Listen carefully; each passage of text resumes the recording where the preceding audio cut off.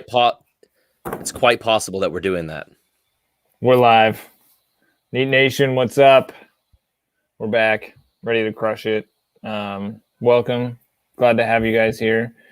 Thrilled to have you guys here.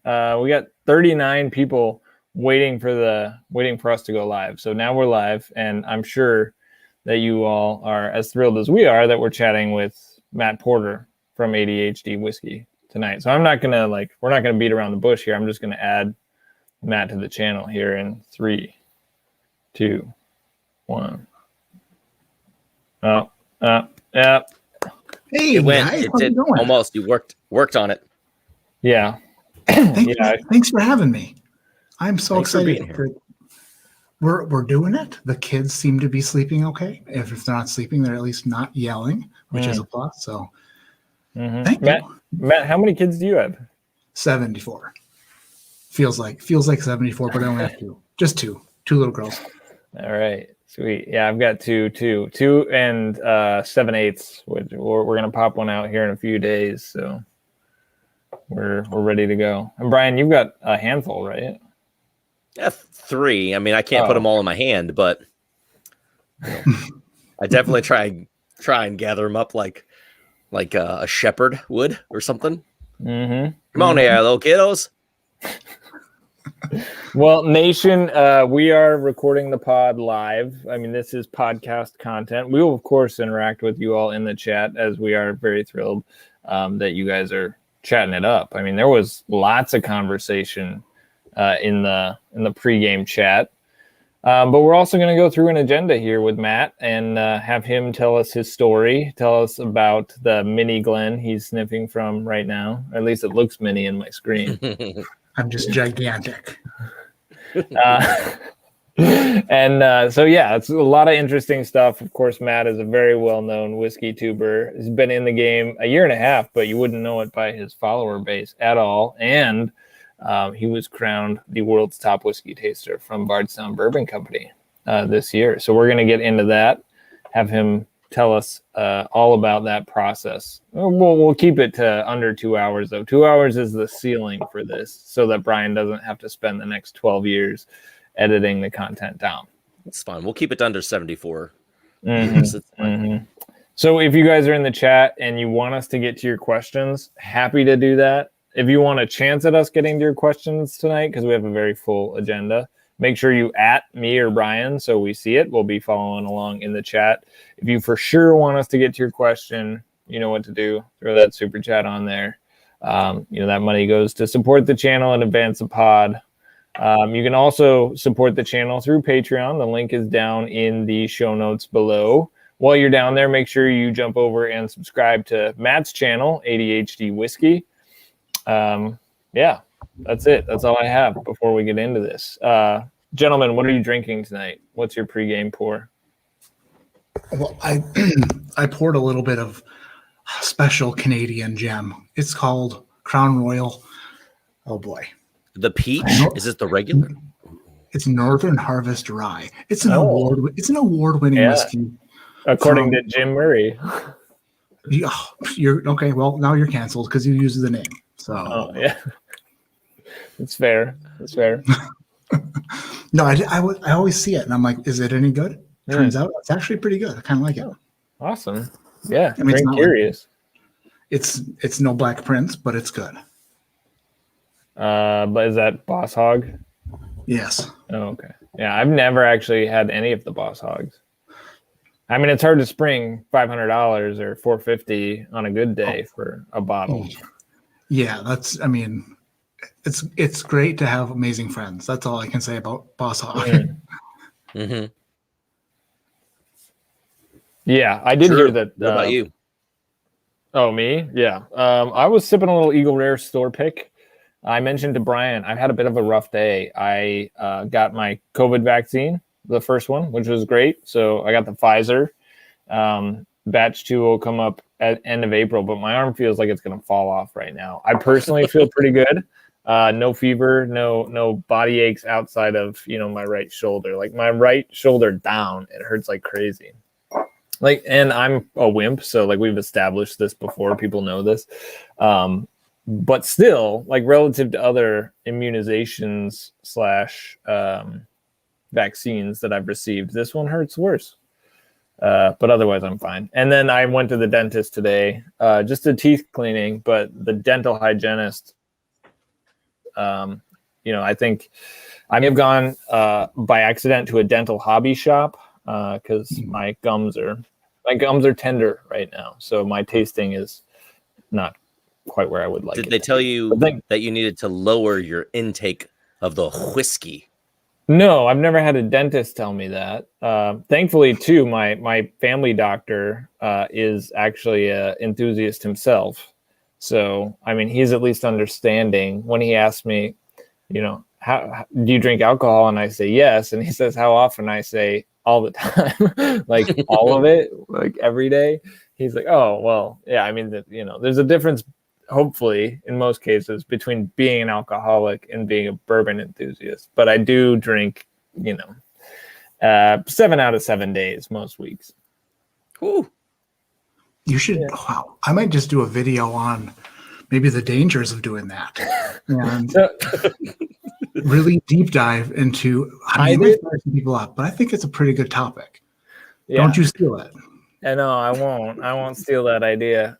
What I don't do is I don't drink 3 bourbons 7 days a week, guys. And I do take 2 to 3 days off on a regular basis. Sometimes I'll take more than that. So the point of the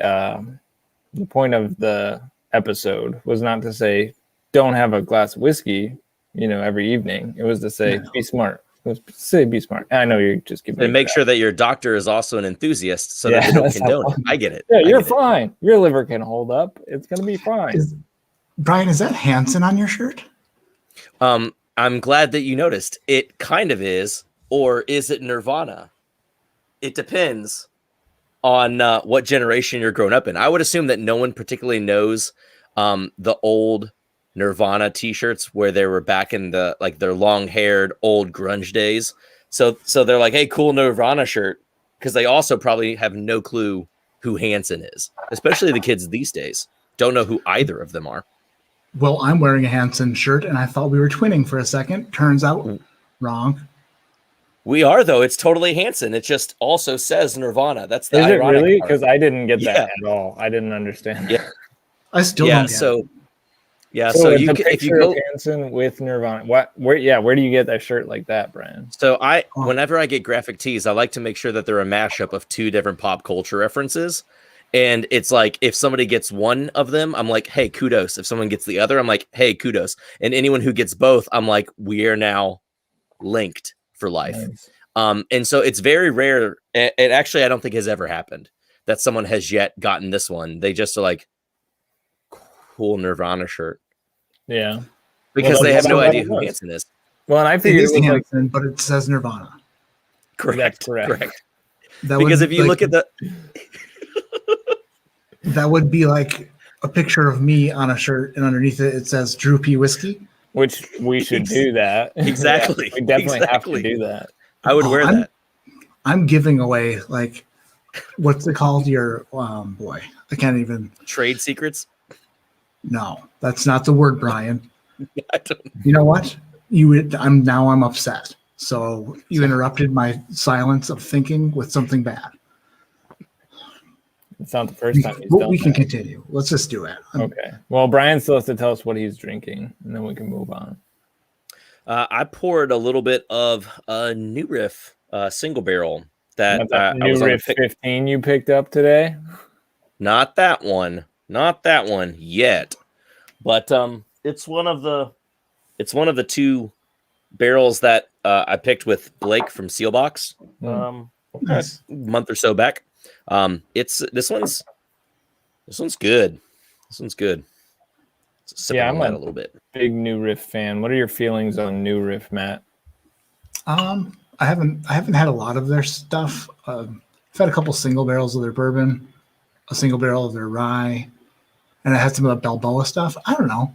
I mean, it's different, it's unique, and I definitely don't hate it. Like if I had a bottle of their bourbon, guess what? I'll drink it, kind of dig it, but it's just there are other things in that price range that it's more my jam. Mm. But at the same time, super cool. It's one of those distilleries that it's a good thing that they're there, and can't wait to see what's in the future for those guys.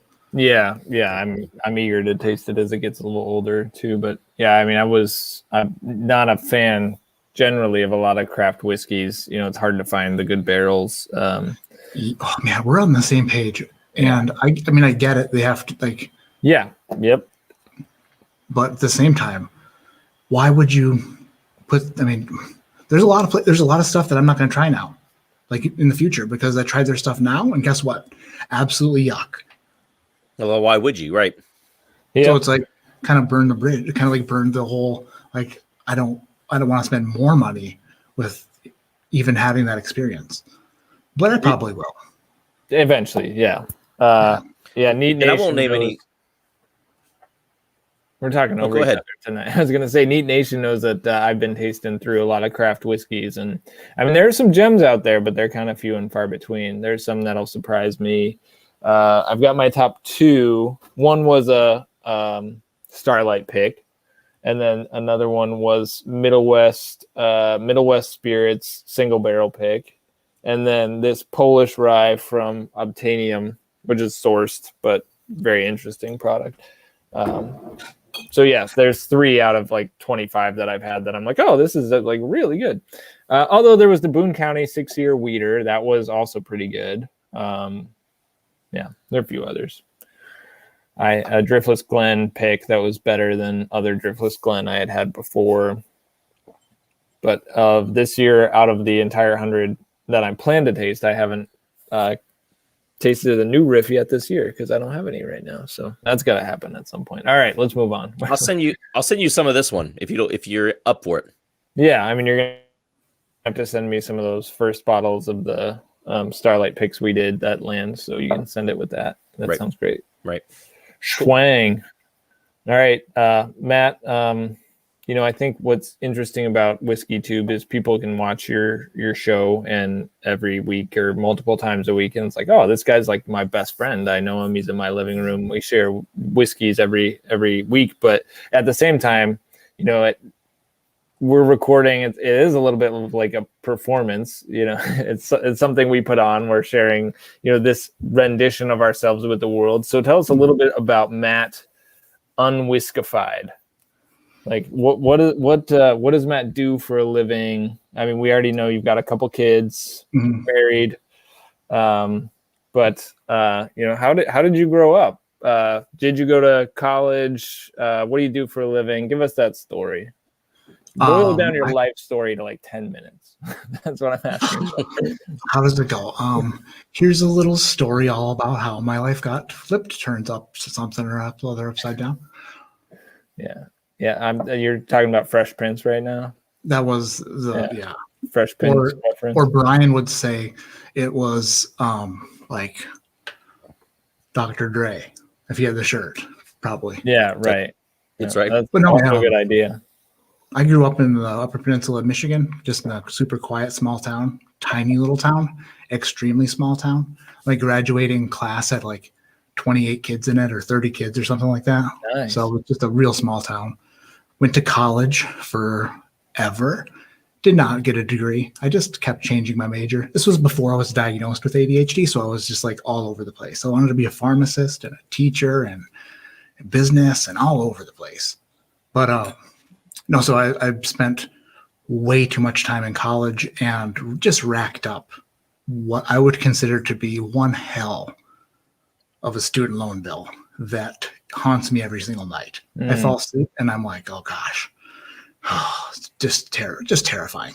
But I'm using it. I'm using my education because as we speak, my career is this is it. This is just what I do. Oh, awesome. My wife is, she's a travel nurse. So we go all over the country. I mean, we have been this past year. So this year we've been like Michigan, Connecticut, back to Michigan, all over the place. But so I know I'm home with the kids while she's doing the old nursing thing, and then I do this at night. And it's been neat. It's been cool. It's been something that I've been able to do from home. So a big bonus there. Yeah, respect. How long has your wife been doing the travel nurse thing? Just over a year now. Okay. Is that mainly related to COVID or like? No, she's an operating room nurse. Oh, wow. Dude. Yeah, the money is really nice. She like what she does? Like, yeah, she, I mean, yeah and no. She likes the field. She likes being in the operating room, but she is like, hey, how about one of these days you like take the reins and support the family? And I'm like, that's a pretty good idea. So that's kind of what we're shooting for eventually. But like, no, she seems to love her job when she's, you know, when she's not there. She seems to love it a lot. You know? Yeah. I mean, it's a, what's the right word? Stressful thing, you know, being in new places all the time and in operating rooms with new doctors, new equipment, different place. So I give her a lot of credit. She's pretty awesome for doing that.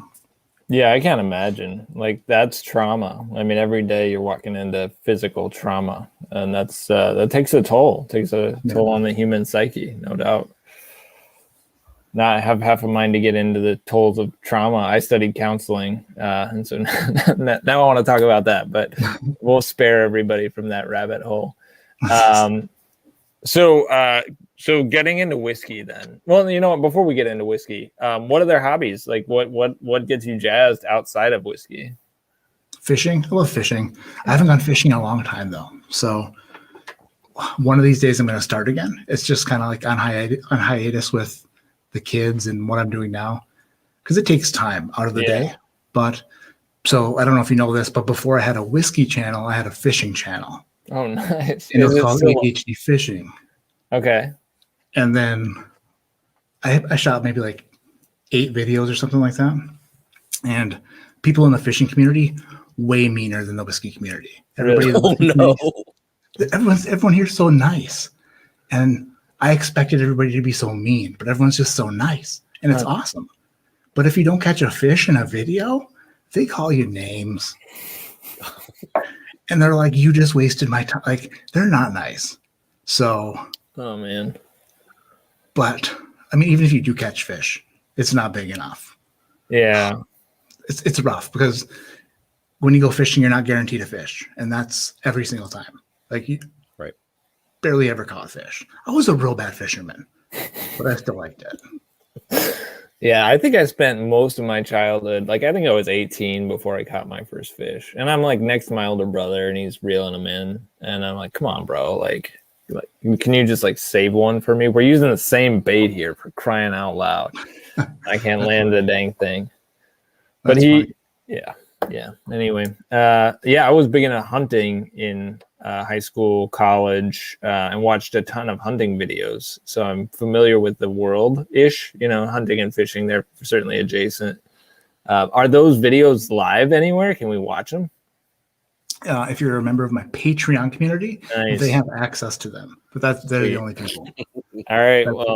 If you guys want to see Matt do some fishing vids, just get over and support him on Patreon. That's patreon.com/ADHD whiskey, I assume. Are the kids old? We'll put it in the show notes below. We'll put Matt's Patreon, or hey, mods, if you guys could. It's in the chat. ADHD fishing.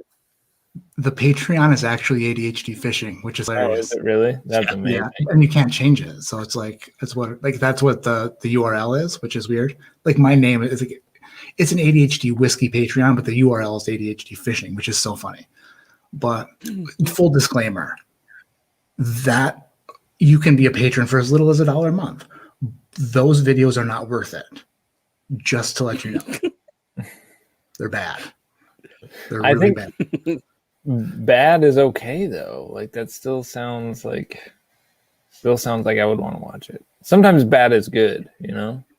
Not in this case, no. This case it's just plain bad. All right.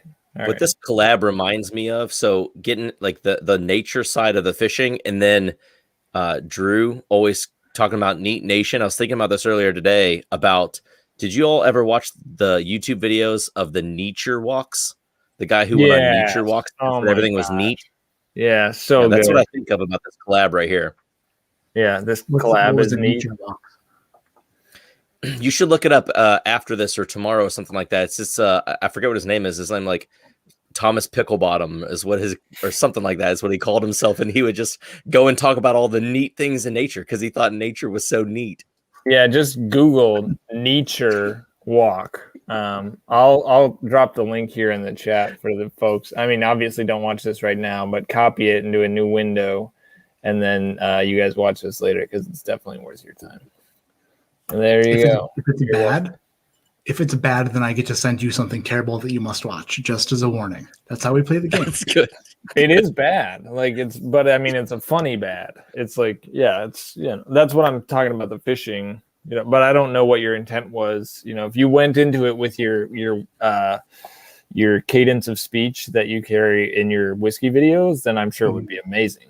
If it was more like, okay. Yeah, okay. Well, then I won't judge it without seeing it. I won't even try. I'm trying to give you the benefit of the doubt here, though. Don't bother. It's bad. Duly noted. Any other bevs that you're into? Beverages? Yeah, you a craft beer guy? Wine? Oh, man. I am into one bev so much, and that is my mother. She is bev, and she is the best. I love her so much. Besides her name's Bev. I could go for like a diet cola once in a while, but that's it. All right. I'm not really. I don't know. I used to like coffee a little bit, but just like didn't really. I don't know. Now whiskey's it. Whiskey's my jam for sure. Sure. Yeah, I feel that way when it comes to alcohol. It's hard for me to kind of go beyond that. But if you Brian and I at all, we're definitely coffee guys. It's in our blood. It's how I kind of bounce back the next day. You host a whiskey live stream in the evening, you drink some coffee in the morning, you're right back. Some girl hurt my feelings at a coffee shop a couple of years. It was like what, 2017? No, way earlier than that. No, 2012. Wow, it was earlier. Yeah, that's quite a bit earlier. She just kind of ruined it for me. She just hurt my feelings, and I never looked at coffee the same. So that's fair. I was talking about the impacts of trauma earlier. We're right back. Right back. All right. So, I mean, people obviously know you for the whiskey. So it's fair and probably appropriate that that's your main jam. So how'd you get into it originally? I mean, you're 14, you find it underneath your parents' cabinet, or how does Matt Porter become the bourbon enthusiast he is today? I didn't have to look very hard growing up. It's just on the counter. Just my dad used to drink whiskey. He still does. But when I was growing up, it was just in the house, and just was always around. Was something that wasn't a weird or a big deal, or just, I don't know, just grew up around it. The smell of it's kind of nostalgic and weird and cool. And I don't know, like one day I was just sitting around and I was like, I kind of want to try some whiskey. I was between jobs and thinking about what I was going to do with my life. I'm like, you know what? Let's have some whiskey. I went to the store and I bought a bottle of George Dickel 12, which was what my dad's drink was. I brought it home and I was like, this is terrible. Why did I buy this? I've never spent a worse $24 ever. Smell like permanent marker. And then I Googled like George Dickel 12 review or something like that. And then it opened up the entire world of whiskey reviews. I just fell in love with the community and with everything from there. So it's just kind of like rolled into a gigantic whiskey snowball downhill. It's funny how that happens. Who were you watching initially when you started watching whiskey reviews or reading? Where did you get your information? Everybody, everywhere. All of it? Yeah, all of it, as much as I could. So this was like 2016, I think. And I got a job driving a bus, and I just ended up driving this bus all day with like one earbud in my ear and just listening to whiskey podcasts and YouTube videos all day. And I drove so well. And it's like I was drinking and driving the most, I don't know, responsible way possible. Of course. Just the alcohol. instead of consuming it. I was consuming it, but through my ear. Yeah, blowing straight 0.000s all day. Sir, you've been drinking. Just drinking through my ear. Sorry. But no, it was cool because I got to. It actually allowed me to listen to that stuff, and it got me through the days driving a friggin' transit bus, and I don't know, just fell in love with the whole community that way, and that's kind of how it's that's how it started. Yeah, that's about when I got into whiskey too. It was about 2016, and I mean, Bourbon Pursuit was still pretty fresh at the time. What other podcasts were there? I mean, Dad's Drinking Bourbon's been around for a while. The podcast has been around for a while. This is my bourbon podcast with Perry. So I listen to Perry a lot. I listen to the podcast a lot. There was. I mean, I downloaded a ton of YouTube videos. Yeah. Like you download all the Whiskey Vault videos because they've been doing it for a long time. Mm-hmm. Yeah. Just put it in a playlist and just roll. And then you fall asleep listening, like hearing Daniel, like hitting the hard G's. And like, he's like, if you think, you know how he does it, or how does he do it? Think. Yeah. Or how he does it. It's like, it's a hard, very hard. I started like talking he exhales while he does it. One day my wife was like, why are you doing that? And I was like, what am I doing? She's like, that. I don't know. That's just Daniel.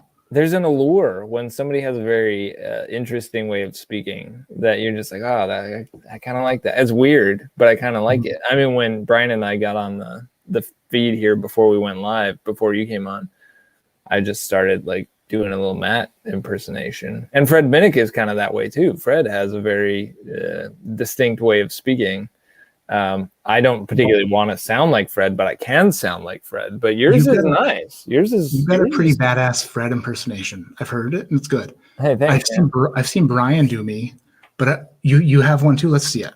No, I haven't practiced it yet, so I have to bring it out. No, you have to. You just told me asked you to do it, Drew. All right. Hold on, I gotta go whiskey. All right. Nope, wrong already.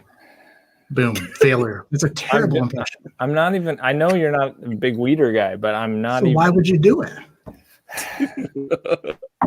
You messed up, kid. Okay, well, we were gonna get to this one later, but I'll bring it out now. Okay, ready? Oh, yeah, this is purely audible. Okay, wait. Hold on. Hopefully this doesn't mess up. I got to zoom in on my face. He brings it.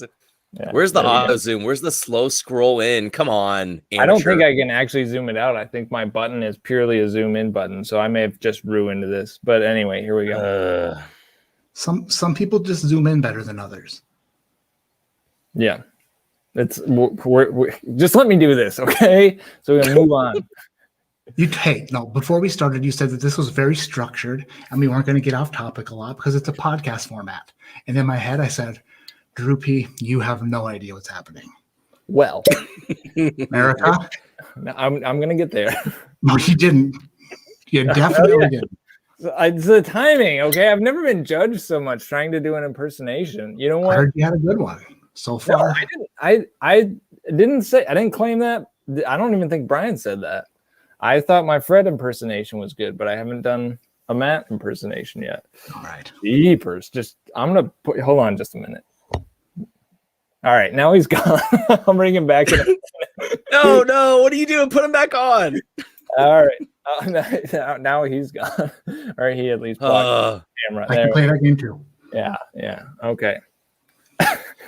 Guys, I can't even keep Drew, you're bringing back old memories of this coffee shop date, dude. Why would you do that? It wasn't. He's like, here's another coffee person breaking my heart. I could just. She was a worker and she was rude to me. It wasn't a date. America. Today, I'm drinking Bardstown Bourbon Company Discovery Series, Batch 4. Spilled all of my bourbon all over myself, right in my crotch, right on my penile region. Good. I'm getting plenty of notes of chocolate and cherry and your mother's butt. with she's in chat by the way, so not your mother's butt, a mother's butt. All right, that's probably enough. That's enough. And I wasted for the people some of this discovery batch. No, but what do you want from me? What all I'm saying is that if you spilled it on your leg, then you have to talk about the value now of your leg and how it went up because you spilled it on your leg, and it's delicious juice because it is $130 bottle. Are you even educated on this? I laughed out loud at that. I thought that was so good. I thought that was just an amazing insight, and I laughed out loud. But I was doing an impression. I wasn't like recounting everything from his Pfeiffer Pavitt review, which Neat Nation, if you haven't watched Matt's Pfeiffer Pavitt review, it was great, and you should watch it. Well, I give your impersonation for your first try in front of me. I give you an A, and that stands for absolutely terrible. And try again. Well, some other time.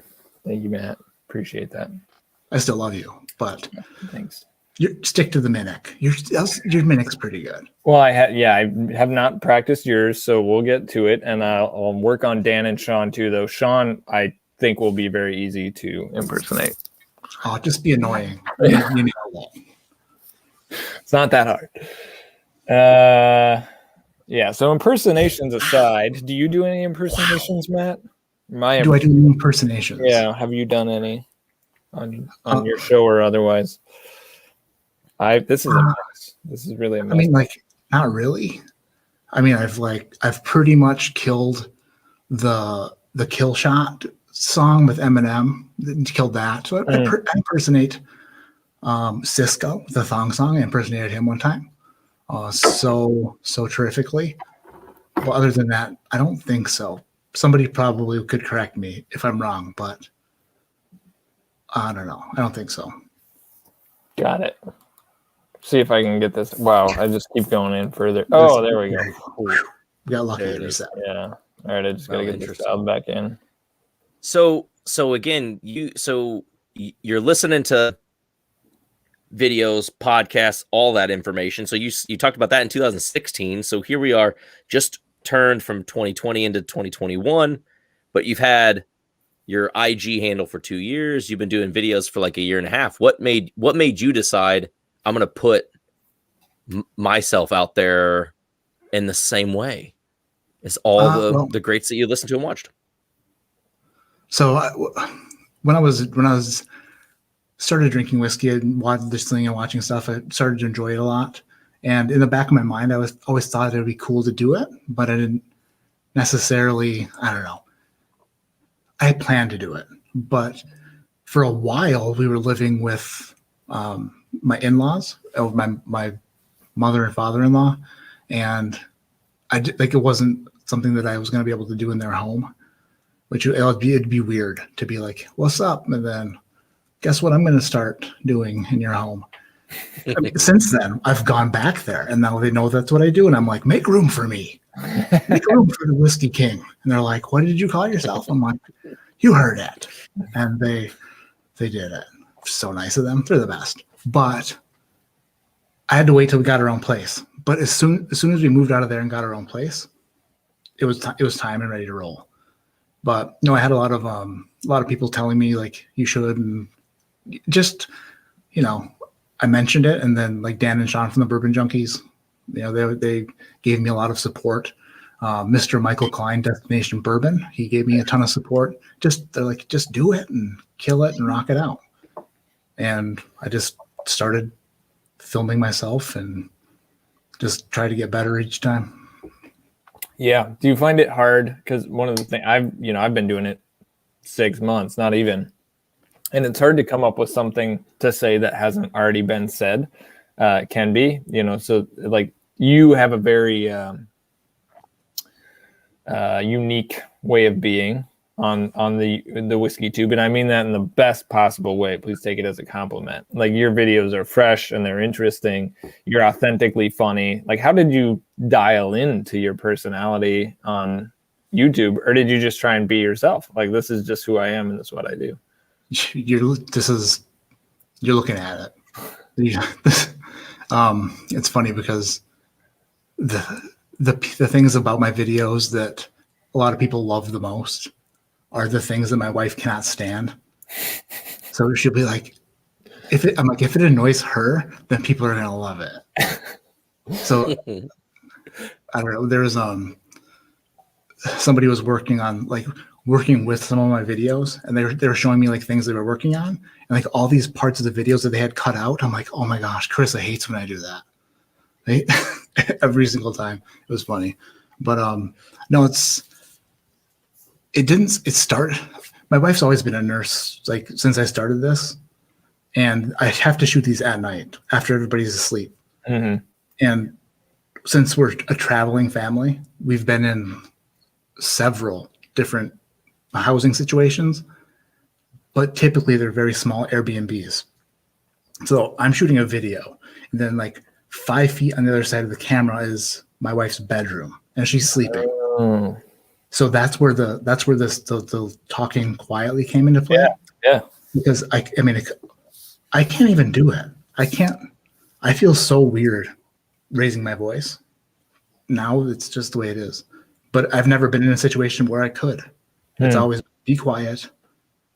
Don't, and then I don't know, it's just kind of the way it's been. Oh, it works though. We lost Brian, I think, or he's frozen. Yeah. Can you hear me? Wait for it. We're gonna hear you. What a great picture. He's gonna sneeze any second. Any second he's gonna sneeze. He's just like, there he goes.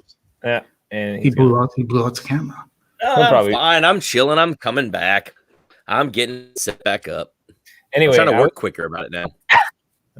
I was gonna say the audible tone totally works like that. It's funny how some things just kind of happen like that. Like this is born out of necessity, but it's such a chill, like fun vibe that like my kids sleep, a room over if I'm watching TV. If I turn it on, YouTube on the TV, which I will often do at night and either watch whiskey or golf content, then, there's Matt and his lullabies, whiskey lullabies.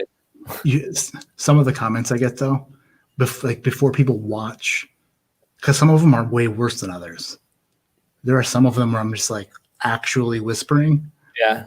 But the comments are like, "Why are you whispering?" Or like, I got one.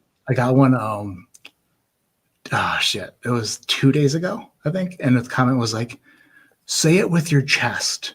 What are you in your mother's basement trying not to wake her up?" And I was like, "No, my wife's." Like, we get pretty much nailed exactly why, but just and then the music. So if I'm talking like this, and I'm talking about whiskey, I have a hard time watching myself with no music behind me. It sounds so weird, but you can't like the music you put behind it has to match. Yeah, because it feels like bow, bow, bow, bow. It'd be like it doesn't fit. Or if it was, But I found that like this one song on some royalty-free website, and I was like, "Oh, I kind of like that." And then now, if I try to put any other music behind my videos, it just sounds so weird. Yeah, my last video, I actually not the most recent one, but the one before that, the Stag Junior one, I was like, you know what? I'm going to try and put some music behind the full video, and I didn't feel like I could because my videos can be long. They tend to be these long like brand summaries or whatever, and so like 20 minutes of the same song is just a lot. So I was like, I'm not going to, but I tend to cut mine pretty, like I don't have a lot of pauses in mine to try and just keep it moving. So that's one thing with my videos, they're heavily edited because listen to me, I'm a disaster, so it's impossible. But the cool thing about putting music behind your videos is the things you can do with music. You can make it quieter, you make it louder. And the most powerful thing that I found with music is you can make it stop. So like there's this music, and then if it stops, a stop and then a zoom in on the face, it's like it's a powerful thing. Yeah. I love being able to play with that.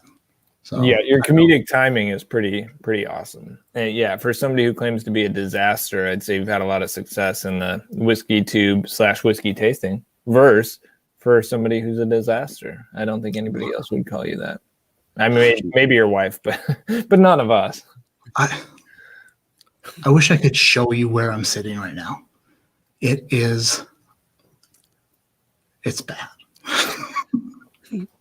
I'll send you a picture where I am too. I try and take a picture of my setup, and I'm like, oh man, it looks decent on this end, but this end, it's like, wow, I should do something with everything that's right here and that way.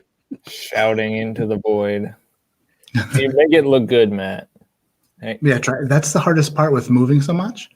Is I've learned to basically work with what I have. So we move into a new place, and it's like, where am I going to shoot? What kind of stuff do they have? Like, I don't want to go out and buy stuff every time we move somewhere, and I can't just have a bunch of stuff to haul around the country. So like this thing back here, that's just in the basement here, and I'm like, I guess I'll use that. The chair came from the kitchen table. You know, it's like just use whatever I have, and I've learned that that's been pretty cool too. Like being able to figure that out is kind of like a sense of accomplishment. Like everywhere I go, I want to make it a little bit better, or a little bit different, change things up. And it's weird because you go to a different video and it's like I'm in a different place all the time. It's because I am. And maybe someday I'll have like a permanent studio, but probably not for a little while. Yeah.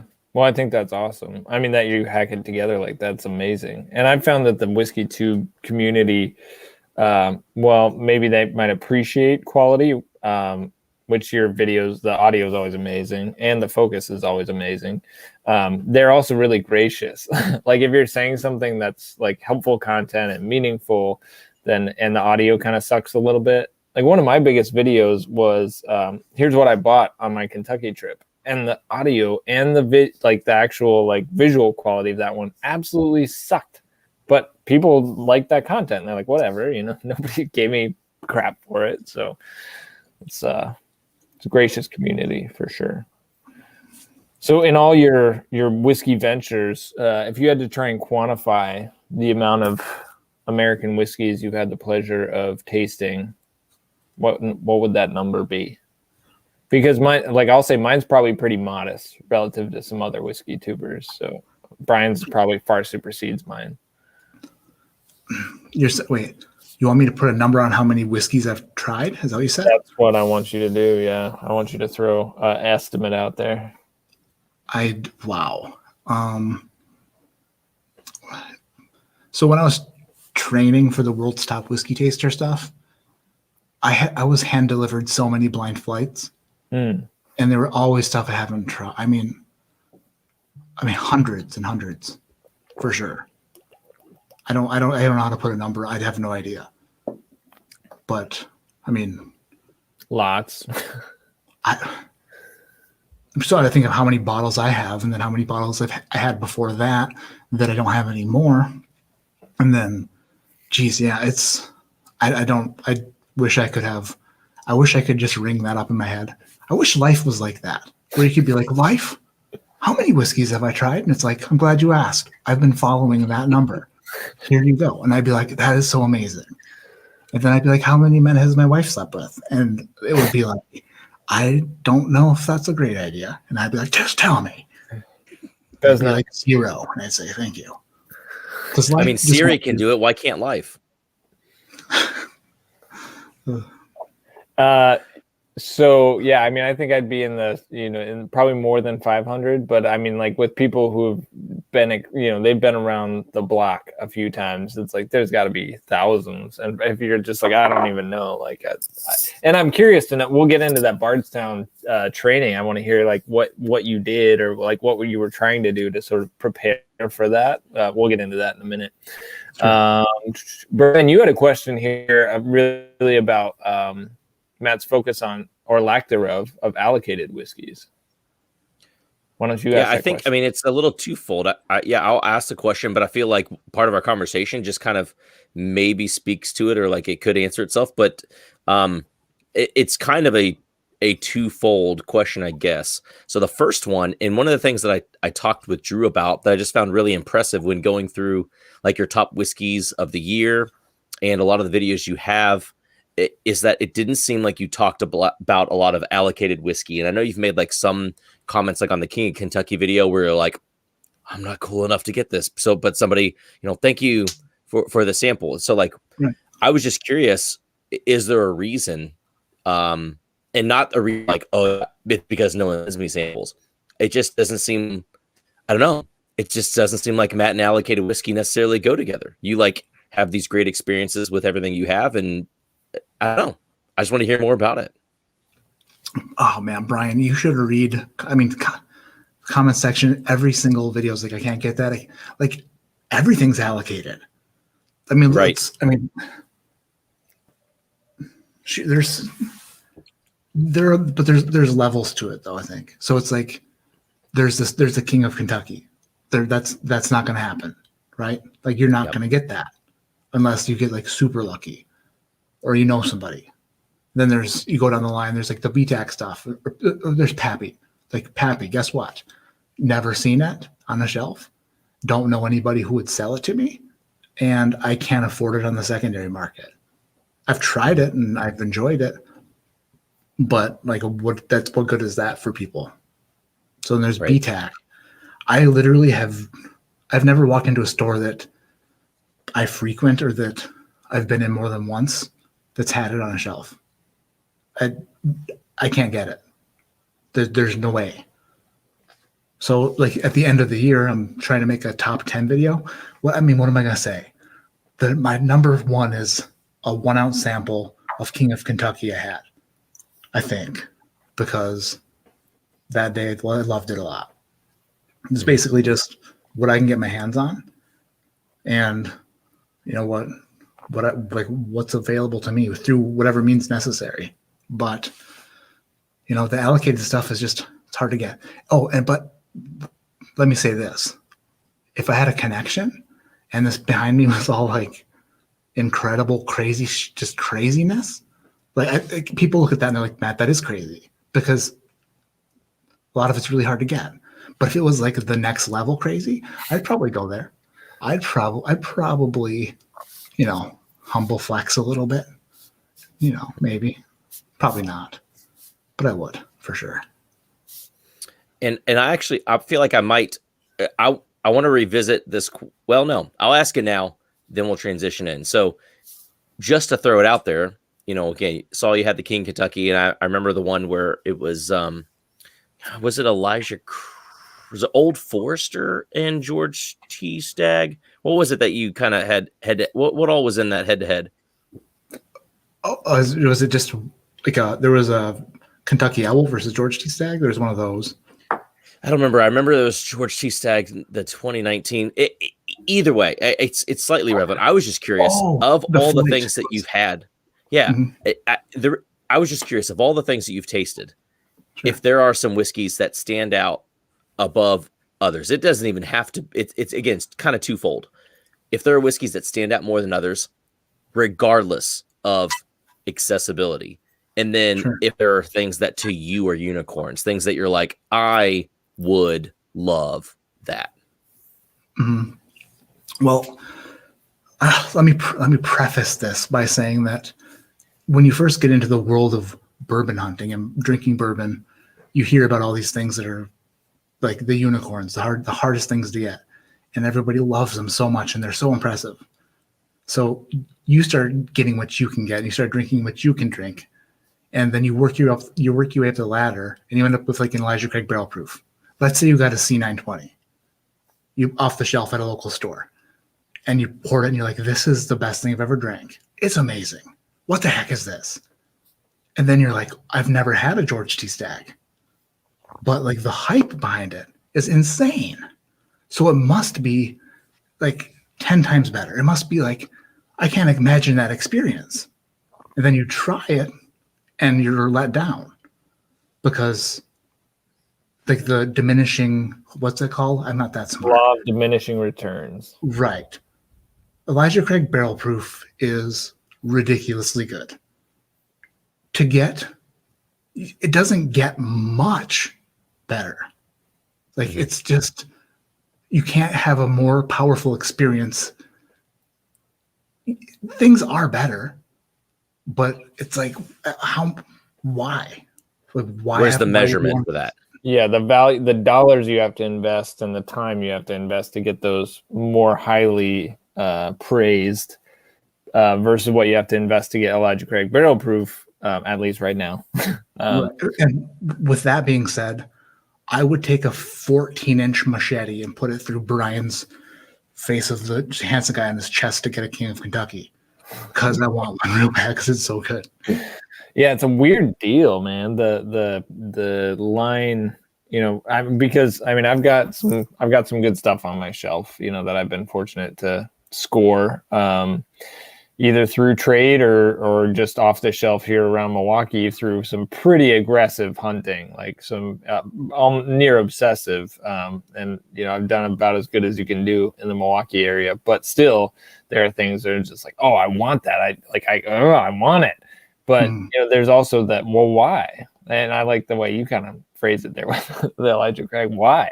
Why do you want that? And it's a good philosophic question. Like when it comes to the bourbon hobby, is it just because like you want to taste good whiskey because you already have some, or is it because you want to flex? And if you want to flex like that may be okay, but just own it. Or is it? And there's nothing wrong with having the best whiskey on the planet. Like the problem, like I visited my friends in Florida and I was in heaven. I was like, this is amazing that you have all this. Like it's the best ever. But for people who are new to the hobby, it's misunderstood that things that are really, really, really hard to get are really, really, really, really super better, because that's good English. Like, does that make sense? It's like, yeah. It's things can only get so good before they can get different. You can get something that's weirdly different, but to get something that's incredibly is so good that you have to have it, like the FOMO thing. At some point you realize that, oh, we can have almost this experience way easier. But Brian, to answer your question, King of Kentucky, Michter's 25, Pappy 20. If I had those 3 bottles, those are like 3 unicorns that I would really love to have. A President's Choice, Forester President's Choice. Those are super, super good. I'm sure there's more, but those four are like. I tell you what, next time President's Choice drops here in town, I'll send you one. We'll talk about that after this. You're just able to get them, Brian. That's a they drop them at the distillery from time to time. Yeah. So it's just mere blocks from my work. So we can talk after this if that's something that's like high on your list. I got you next time they come out. Thank you. So all of this stuff we're talking about, it was super important to me. And again, aside from it's kind of tied, but it's not tied to World's Top Whiskey Tasting with Bardstown Bourbon Company. You know, Drew and I were talking, and I'm like, Drew, it might not have actually been with Drew. It might have been with some of my other buddies. I'm like, Drew, there's this guy, like he's in his semifinals, whatever you would call him. I'm pretty sure you aced it, right? Like everything you got right. We'll come back to that in more depth here in a bit. But I'm like, okay, I remember hearing comments because I was, but I had several people who were in the kind of the Louisville circuit. And I'm like, dude, this dude like aced all the quizzes. It talks about age or it talks about proof or whatever it is. And then again, when it goes through your top whiskeys, these are at least semi easier, accessible, or maybe the accessibility is like even on the wallet compared to some of these other things, but it's not at the expense of them being fantastic whiskeys. I'm like, dude, I feel like I align with this guy's palate. I'm watching this video. I was one kind of something we mentioned earlier about swearing things off when it comes to craft whiskey. I swore off Elijah Craig barrel proof because there was a run of Elijah Craig barrel proofs that were just way too hot for me. And I said, you know what, Heaven Hill, I'm done with you. You know what, Elijah Craig barrel proof, I'm done with you. I wish it was good for me, but it's not. And then I'm seeing your videos about B520 and you're like, it's friggin' great. Just America, friggin' great. And then you're like, but is C920 better? And you're like, wow, good gosh, gravy goodness. And I'm like, okay, I've got to find these. And I did, and I'm like, these are great. Bardstown Bourbon Company. Again, I mean, a lot of these things, it's been a humbling thing to me to come back to whiskeys that have great flavor and to find pockets of flavor that I like that don't have to be super rare, premium, whatever. It's helped me kind of rein some of that in from some of the hopping around I was doing with some of the other accessible products that were a little lackluster. So I am appreciative to you for that, but let us talk about Bardstown Bourbon Company and the world's top whiskey taster. What was it about the competition that you said, you know what, Bev, I think I'm going to do this? I didn't tell my mom at all. Never. she found out a long time after.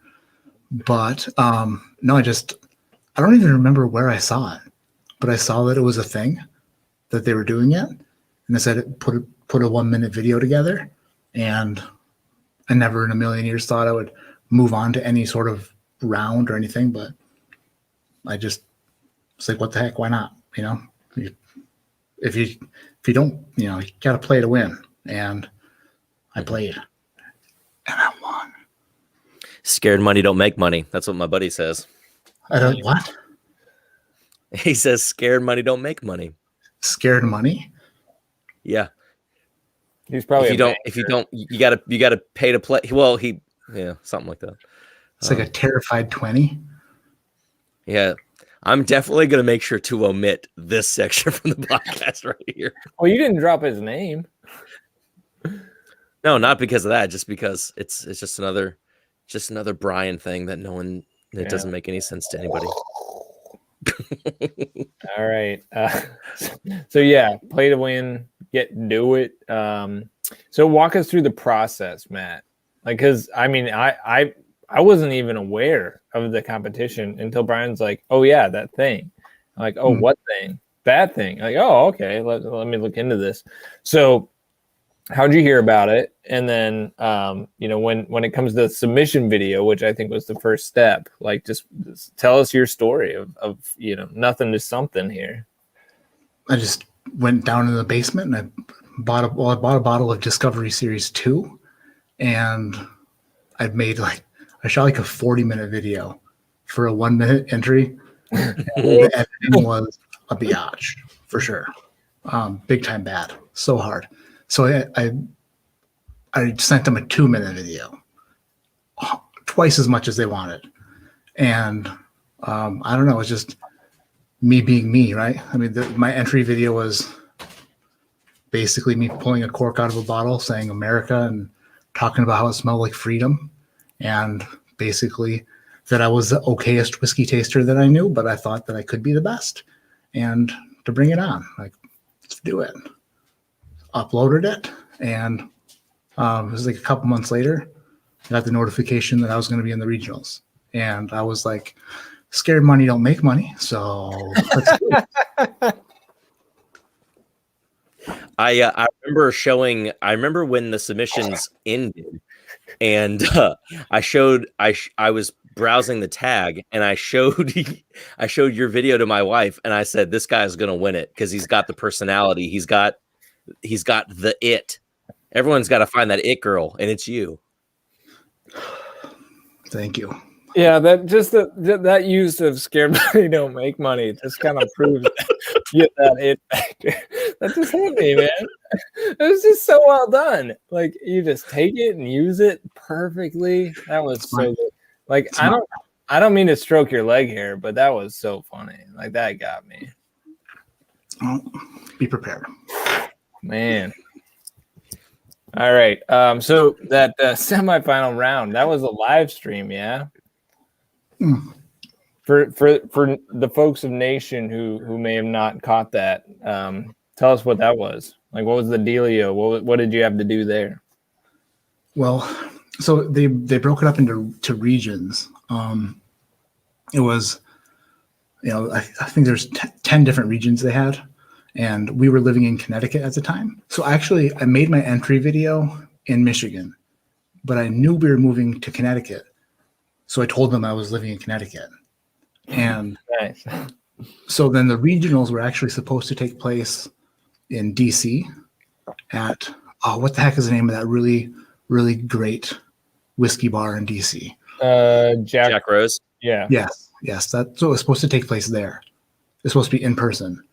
But unfortunately, there was an outbreak, we'll say, of something that prevented that from happening. So they did it online. They had to switch everything at the last moment, which was kind of good because I'm kind of used to talking to a camera. And I felt like maybe I thought there'd be less pressure. I was pretty pressurized, blood pressure wise. But no, it was me against 9 other people in the regionals. It was like the biggest regionals that they had was from that round. So 400 people entered the competition, and then they had like the semifinalists from each region. And I can't remember how many semifinalists there were in total, but my region had 10, and I did pretty well. And so, what did you have to do? Oh, okay. So there were 4 rounds. I believe there's 4 tasting rounds, and then we had to present a flight. That's how it worked. Wow, let's see if I can remember this totally. The first round was guess the proof, if it was under or over 100 proof. And if you guessed it within a couple of points, you'd get like bonus points. And nailed it. Second round was over or under 10 years old. And then if you guessed it within a couple of years, you got bonus points. Nailed it. Then the third one was type of whiskey. So bourbon, rye, Scotch, or Irish whiskey. And it was a Scotch because it made me go, made me make the weirdest faces. And that's actually how I determined beforehand that I was like, what if it's a weird Irish whiskey? Because I know they're malty. They could trick me. But every Irish whiskey I had just made me go, Every Scotch I had made me go, yeah. So I said, if it makes me go, yeah, it's a Scotch. And it did. and then if you guessed the correct label, you get bonus points. Like which brand? Right. Yeah, okay. So the previous rounds, they had used Dewar Scotch for 2 other ones. And I was like, if I guess anything other than Dewar's, I'm an idiot. Guess what it was? Dewar's. So people were like, how did you guess that? Are you a magician? And I said, no, I just paid attention. That's all it took. Yeah. I feel like you get good grades in life if you pay attention. Right. I mean, listen, I wanted to win. So I went in there with the mindset of studying and learning and doing the best I could, for that outcome. And it paid off. But I don't know. The 4th round was guess the finish. And it was the Goodwood walnut ale finished Bardstown, which is really tasty. That's what that one was. Then we had to present a flight. And I just presented a flight of 3 bourbons that was different than everybody else's. And I was just me. And if I was like, listen, if I'm the right person for this and I'm myself, then I don't want to be somebody else and then move on. And then later on, they're like, oh, you aren't that person. I was like, if I'm myself and they like me, then who knows? So I was just myself and they enjoyed it. And yeah, I got a perfect score in that. And I ended up winning by 1 point. Wow. Sweet. Yeah, I think being authentic is always the right call. Faking it is never good. It never works out for you in the long run. So it's just do your thing. It's not for everybody, but it'll be for enough people. And it'll actually make a difference for people too. Faking it never makes a difference, but being an authentic human being, that stands a chance. So that's awesome. Real quick, I'm going to pause before we move on. We did get a super chat from Rich Mc. I'm not even going to try and pronounce your last name, Rich. He says, Matt, as a husband of a nurse for 27 plus years, I get it. It adds to your mystique. It's pretty cool. And then somebody threw out a comment, which I appreciate. We got 180 peeps in the chat. We got 80 likes. So if you are digging this live stream here with Matt and you would like to hit that thumbs up, that would be swell. We would appreciate that. That helps, get eyes in front of the content, which is good. We like that. That is Drew. That's not how you do it. Well, we're not saying it. We're not continuing until there's 120 likes. I refuse. I'll sit here and I'll smell this light whiskey, but I won't even talk about it. You have to demand it.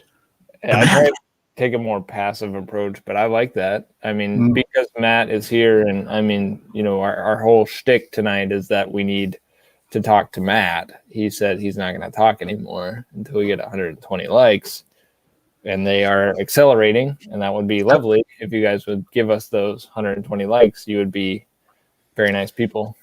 I will say this. This is the last thing I'm going to say. If you're on a mobile device, you have to exit the live chat to see the thumbs up button.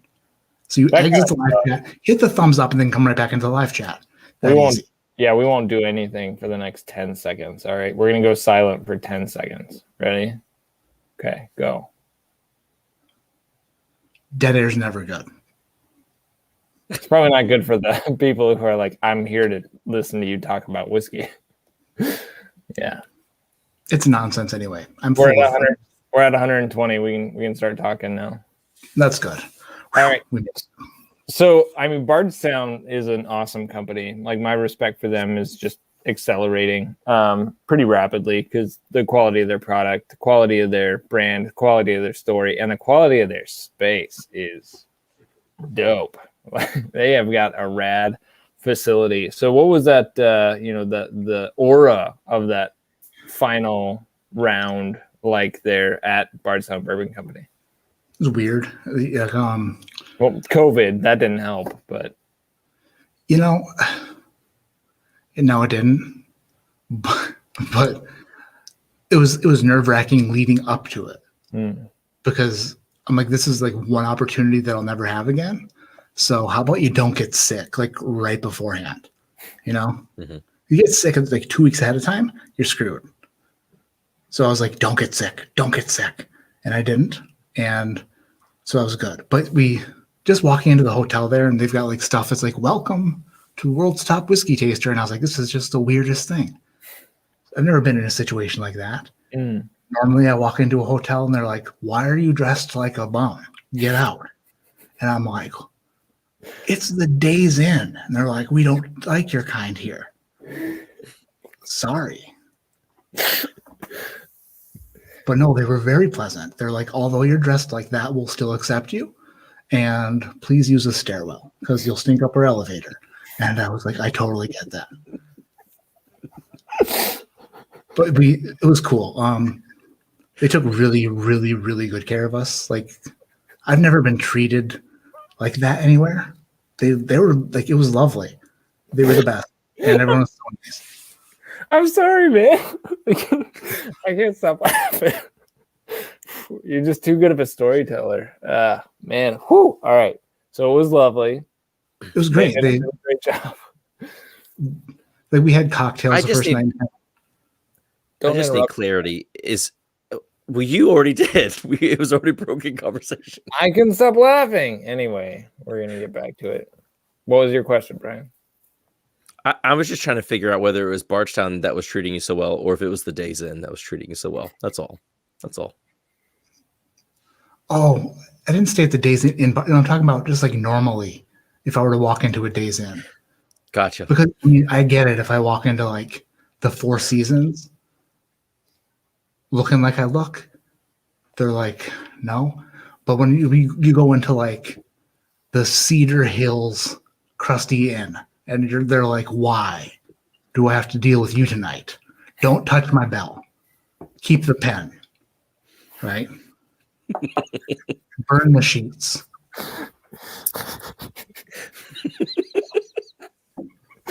Yeah, I haven't had that much whiskey and we're unraveling. Not because you go into the room and the bed bugs are like, oh dear God, what did we do to deserve this?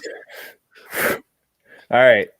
So I'm sure we could let you riff with again impeccable comedic timing for hours, and that would be a great podcast. We'll probably do that at some point. It's like, but anyway, have you ever thought about doing stand up, Matt? I did it once. It was bad. No, really? I doubt that very much. What was worse, the stand up or the ADHD fishing videos? Stand up. Okay. I had never. Okay. You said this was going to get. This was structured. Now we're going off on this. We're going to come back. The benefit of a podcast is we can cut this out. The only people who are subjected to this rabbit trail is the people who are on the live stream. And we actually got another super chat from somebody who says they like it. William Edwards says this stream is lovely. I tend to agree. So anyway, go ahead. I was driving this bus so well, and I heard on the radio through my right ear, because the left ear was not listening to the radio. I was listening to like whoever, Chad and Sarah, and great people. Like, the UP is like the Upper Peninsula of Michigan, and they're like, "Are you talented?" And I'm like, "No," and they were like, "Are you sure?" And I'm like, "I mean, I can like do some things," but they said that the UP's got talent. It's like, come to this casino and show us what you got. And there was like a cash prize, and like you could perform at the state fair and stuff. And I'm like, I've never done stand up, but I've always wanted to. So I went to my boss, at the bus boss, I call him, Mike. And I was like, Mike, can you have me not drive a bus for a day so I can go make people laugh? And he was like, get out of my face. Don't talk to me. And I was like, that's a yes. And he's like, just go. So I took it as a yes, and I went there. I had prepared. This was like a couple weeks ahead of time. I prepared like a structure of kind of stuff, which is weird, but I did. Then I get there, and the lady and her friend, who was also there, they were like, well, I hope that your act is really clean because we've had some dirty mouths in here, and try to keep it state fair material. And I was like, you couldn't have told me that at any point before right now. So like, I'm sure your material, then I guess it wasn't family friendly. I talked about cats. Because that's all you have. And everybody else played music beautifully. Mm. And then the girl who played the music the best, she told a dirty joke, and everybody laughed. Everybody, really hard. And it was very humbling. And my wife was like, you did good. And I was like, just get me home. Give me a bourbon and give me my blanket. So I mean, I tried it once, and terrifying. Yeah. Yeah. I tend to try things like that. I enjoy putting myself out there, but it's because I have a completely different view of myself than most people have of me. I have completely baseless self-confidence that is without end, and it gets me in all kinds of problems, situations, issues. You are a confident bugger? Yeah, and like I said, it's like often without base. It's just like I wake up in the morning farting confidence. That's nice. Yeah, I mean, my wife is the complete antithesis, and so she brings a lot of sobriety to my life because I'm like, let's solve world hunger, and she's like, let's make breakfast first. I'm like, okay. She's like, my wife's like, just get me breakfast. Yeah, that's all she's worried about is me feeding the family. But that's an important thing. Yeah, but it starts with feeding your kids. You know, it's hard to feed other kids if you can't feed your kids first. Mm. So we were talking about the loveliness of the competition at Bardstown, the hotel, not the Days Inn, and then we completely unraveled. So let's go back there because we're probably going to cut out that whole, as amusing as it was, that whole section. Brian will make these calls in post. But tell us more about the actual event, because Brian and I are both considering if they do this again, which Danny Callaway said, yeah, we're probably going to do it again. So we would like to enter. We'd like to find ourselves there. Give us a little preview. All right. A preview of you guys getting your ass whipped by me? I'll give you a preview. No, but sure, that's fine, I guess. I like your confidence, though. Your confidence, that was very confident. Good job. I see I can do that for a second. But in the back of my head, I'm like, damn it, he's going to beat me in sunglasses. Yes, maybe. And a beanie and some tight pants. You look like Travis Barker. All right, dude. Blink 182 is right up my alley. And Bam Margera had a baby, and then you ran your face into the wall. Boom. I don't know who the second person is. You don't know Bam Margera? Oh my gosh, Drew. No, who is it? Never mind. Okay, somebody in the chat, please tell me who this is.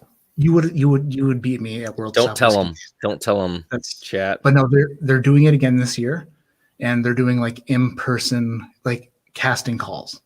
Dang. So they have this little mobile trailer, like a drinking trailer that they're gonna be driving around, and I'm supposed to be part of that. So I'm gonna be in the trailer with Sam Montgomery, the national brand ambassador for Bardstown Bourbon Company, and we're gonna be playing good cop, bad cop with some contestants. And I'm going to try to be bad cop terribly. But yeah, so that it's a thing. They're going to do it again. And I can't wait to see how it changes and gets different and better and progresses. And it's a super cool thing. Like nobody else is doing that. Yeah. And they don't do anything halfway. Like they do it. Right. Like hard. Yeah. Really hard. So this Ben Margera guy is from Jackass, apparently, that show, which is helpful. I never watched the show, so that helps. I mean, it was a big thing when I was like 12, we didn't watch MTV. So. Anyway, Tom Lynch says, ask Matt when the bourbon assault vehicle comes to Ohio. I don't know yet. I haven't been given a schedule as far as like when they're gonna they're doing marketing with it right now. Yeah, they were in Tennessee this week, right? Yeah, right. So I mean, just keep an eye on their on their social medias. Oh, follow the social media of theirs that is in your region. So if you're in Ohio, search for Bardstown Bourbon Company Ohio, and then they'll be telling you more about that. If you're in Chicago, say Chicago or Florida or Colorado, you get the point. It's interesting how Chicago is always its own state. Like the rest of Illinois doesn't exist. It's just Chicago. But that's kind of fair. There's not much else in Illinois. And I'm in Wisconsin, so like we kind of say that. It's interesting. The feud between Wisconsin and Illinois is very reminiscent of the feud between Texas and Oklahoma. I grew up in Texas, which is now Texas has officially seceded from the union. It seems like we won't talk about that, but it's like they did it. They actually did it. Anyway, all right. So what are you guys drinking now? We're gonna move on to Bardstown soon, but this is a good place to pause. And if anybody's got any questions for our boy Matt here, now is a great time before we get into the last section of the podcast where we officially break down Bardstown Discovery Batch 4. But I'm sure we all have something in our glass. So while the questions pour in, make sure you at me and then I'll ask Matt your questions, unless it's actually a question for me. And then just make sure you specify who the question's for. What are you guys drinking? While we're waiting for that too, though, and before we talk about drinking, Matt, what do you think was the biggest, played the biggest role while you were educating and tasting? I mean, you were talking about getting like all these blinds. What is it what do you think played the biggest role in you just being the most knowledgeable person about all things that taste is whiskey? That made sense. It wasn't even so much of the tasting. I mean, the tasting was a big portion. The last event at the competition was a blind tasting. It was, here's a glass of bourbon. Here's a sheet with a bunch of questions on it. Answer these questions. So all the blind stuff I did before that was a huge help. So you get familiar with distilleries, you get familiar with proof, you get just familiar with like what the secondary grains, wheat or rye bourbons, you get familiar with finish types. So then when you pick up a glass of whiskey, you can actually kind of start dissecting it. It's not a new thing. So if someone hands me a glass of whiskey and says, "Is this Buffalo Trace?" I can usually say yes or no and be correct. Then they say, "Is it Heaven Hill?" And I can be like, start searching for those notes. No, I don't think so. Is it Jim Beam? I don't think so. It's like you can just start narrowing them down. But practice makes perfect, right? Like you're going to be wrong a lot. But if you didn't put in like the legwork, then you're going to be wrong way more often. Do you think that alters your ability to enjoy whiskey anymore, or like doing analyzing for videos and stuff like that, or are you able to kind of separate it out a little bit? Dude, this is all enjoyment. This isn't work, man. This is what I love. This is like, I mean, I long pour some whiskey on my lap and some of it makes it in the glass. Like I'm not in a very serious state of mind. I can't be that guy where I'm smelling a glass and that's when things get uncomfortable for me and I don't do as well as like if I put a lot of pressure on myself. So no, it's like this is fun. This is this is how I enjoy my bourbon. I enjoy it with people, and even if I can't be with people, it's like it'll eventually be with them. You know what I mean? Yeah. Through video or whatever. That. Yeah. This is good for me. It's what I like. Sweet. Yep.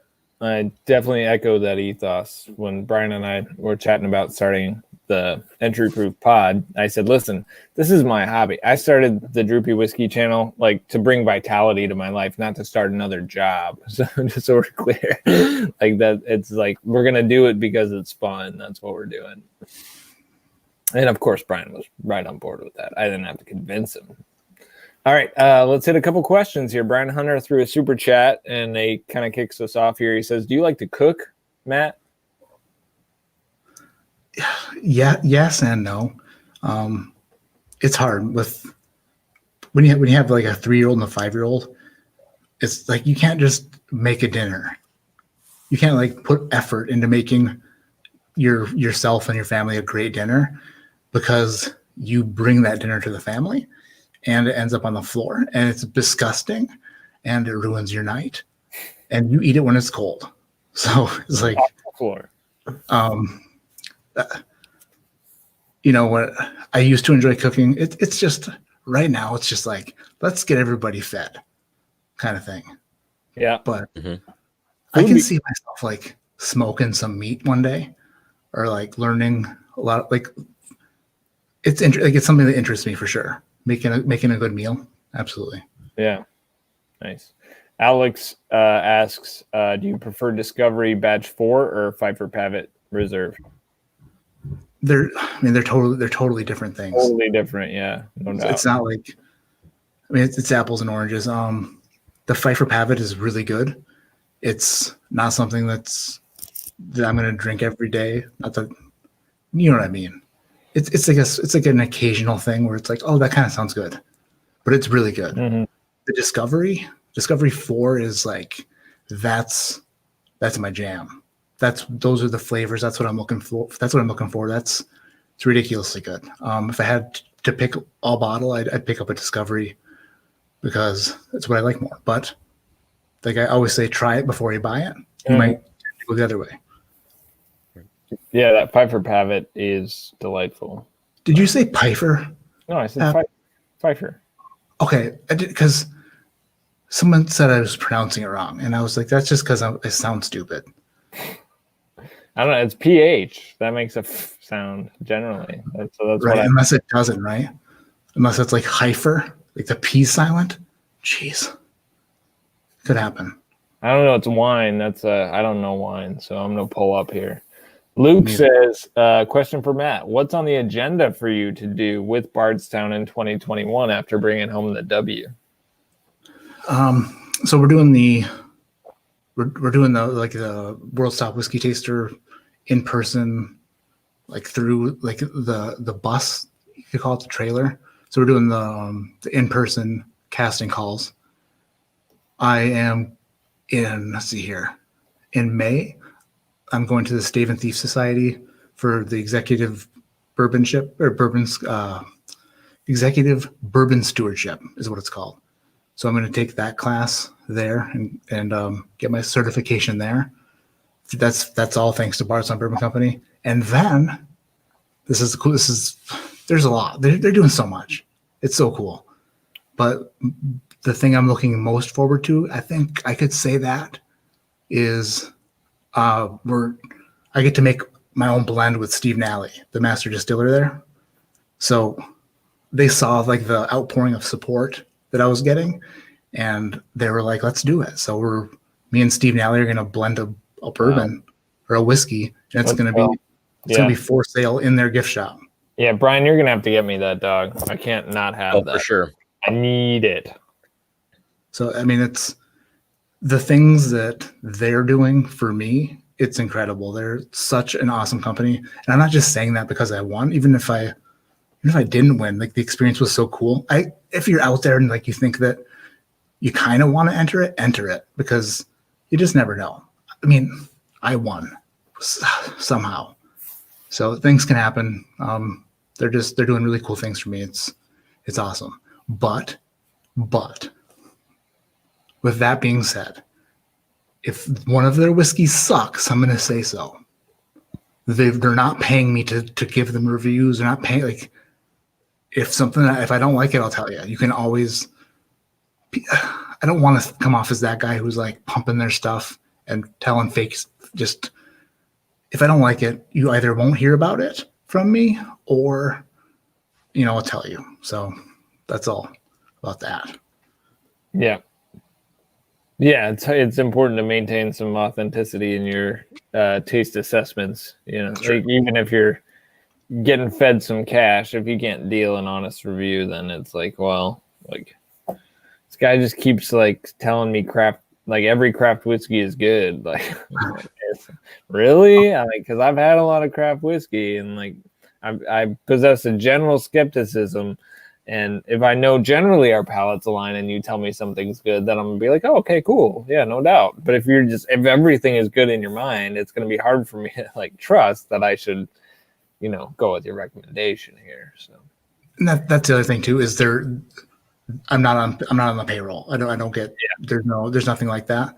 It's basically like I won the World's Top Whiskey Taster, and we can work together on things, or we can go our separate ways. Kind of, they said we can work on as much as you'd like, or nothing if you don't want to. But it's been a really cool relationship, and I mean, I'm just looking forward to like what's to come in the future, because hopefully it's a lot more. I'm excited. If you can't tell, I get giddy. I'm a giddy guy. Just giddy. Somebody asked, Joe Pastrana said, ask Matt how he came up with the blend that won the Blend-A-Geddon. Just putting stuff together until something worked. I don't know. You can kind of, I think about stuff. I'm like, that's going to work maybe. And that's it. It's just like anything else. Like if you think in your head that this flavor and this flavor might work together, there's a strong possibility that it will not. But sometimes in your mind, it actually works. So a 15-year Knob Creek store pick blended with a younger American whiskey that's partially finished in a red wine cask turns out like a 65-35 blend of that is really good. And I almost entered that. And then I was like, what if I made it a little bit better? How could I do that? So I just started putting different things in it to see if a dash of something could improve it. And Wild Turkey Bottled and Bond, the 17-year, like took it up to a crazy level of amazingness. And I was drinking it one night, and I texted Jason from the Mash and Drum, and I was like, dude, just wait till you taste this. I was confident about that one because it was good. It was really good. Nice. Yeah, I love home blending. Actually, I'll take little bits of my bottles, particularly the ones that I'm like, I'm not really jamming on this, but it's got a really strong X note. Like I can work with that note. Like I can make something out of that. So like I'll take my for instance, Elijah Craig Toasted, which sometimes I like on its own, but sometimes I like to use that oak and balance out something that's bringing something else to the party. It's a lot of fun. Yeah. I highly encourage folks in Nation, if you guys are not doing your own blending, playing around with what you have open, you should do that. It's awesome. For sure. It's a lot of fun. I'm in the middle of a couple different blending projects as we speak. One of them is, I've got it right here. If I can pick it up. Come on, baby. That is a growler. It's a gallon. It's a gallon. It's Whiskey Central. Shayla from Whiskey Central did a fundraiser for Scotch Troopers family. And I was like, you know what?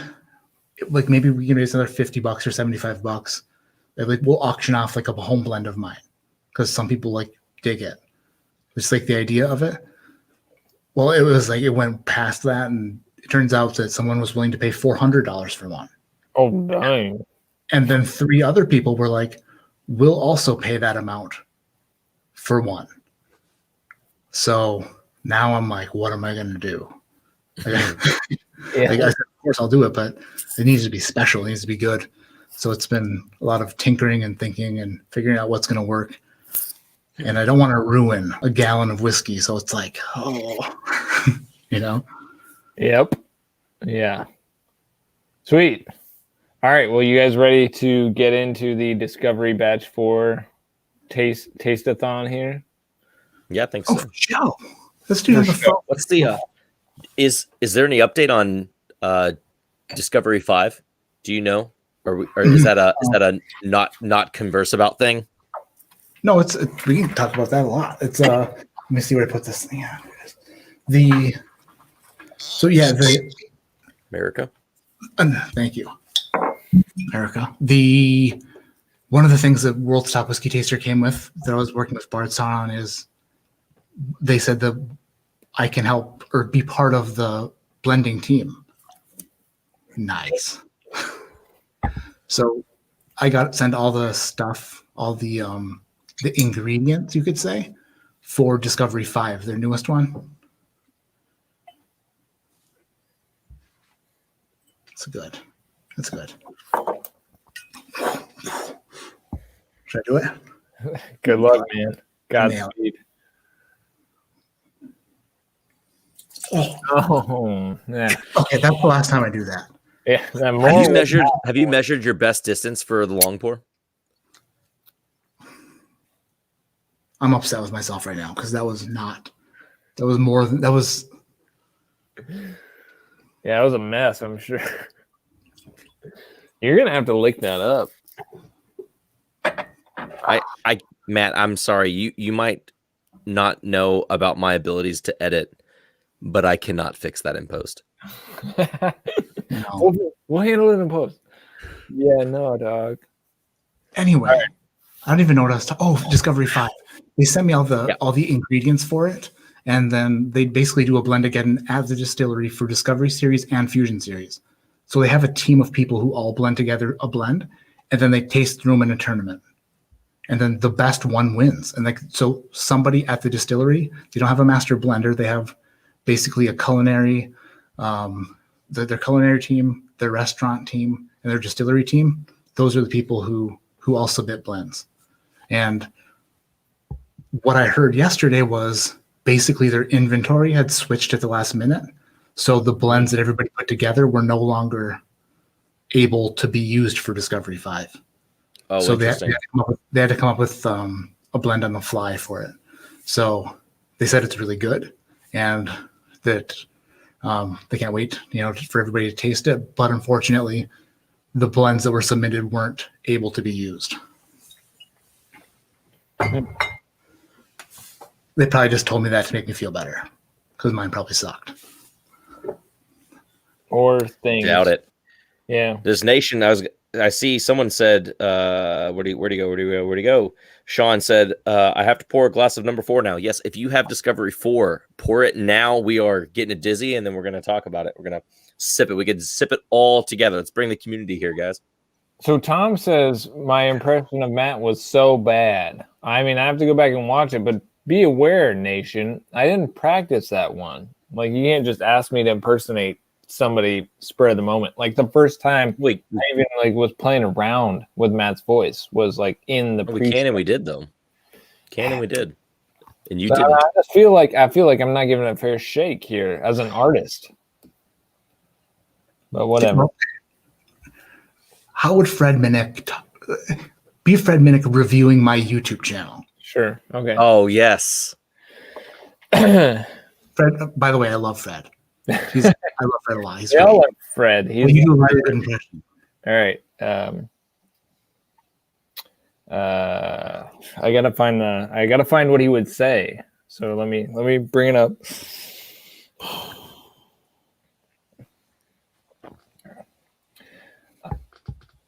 Recently, I've been watching a lot of YouTube. I find it interesting. There's a lot of people who are heavily invested in communicating the world of bourbon to people through the visual arts. And generally, I think that's good. I think that's good for us to talk about how much that we love bourbon. But there's this one guy who's a total just jagweed. Where's the baseball reference? What I find disturbing is people who will just flippantly throw whiskey around their room.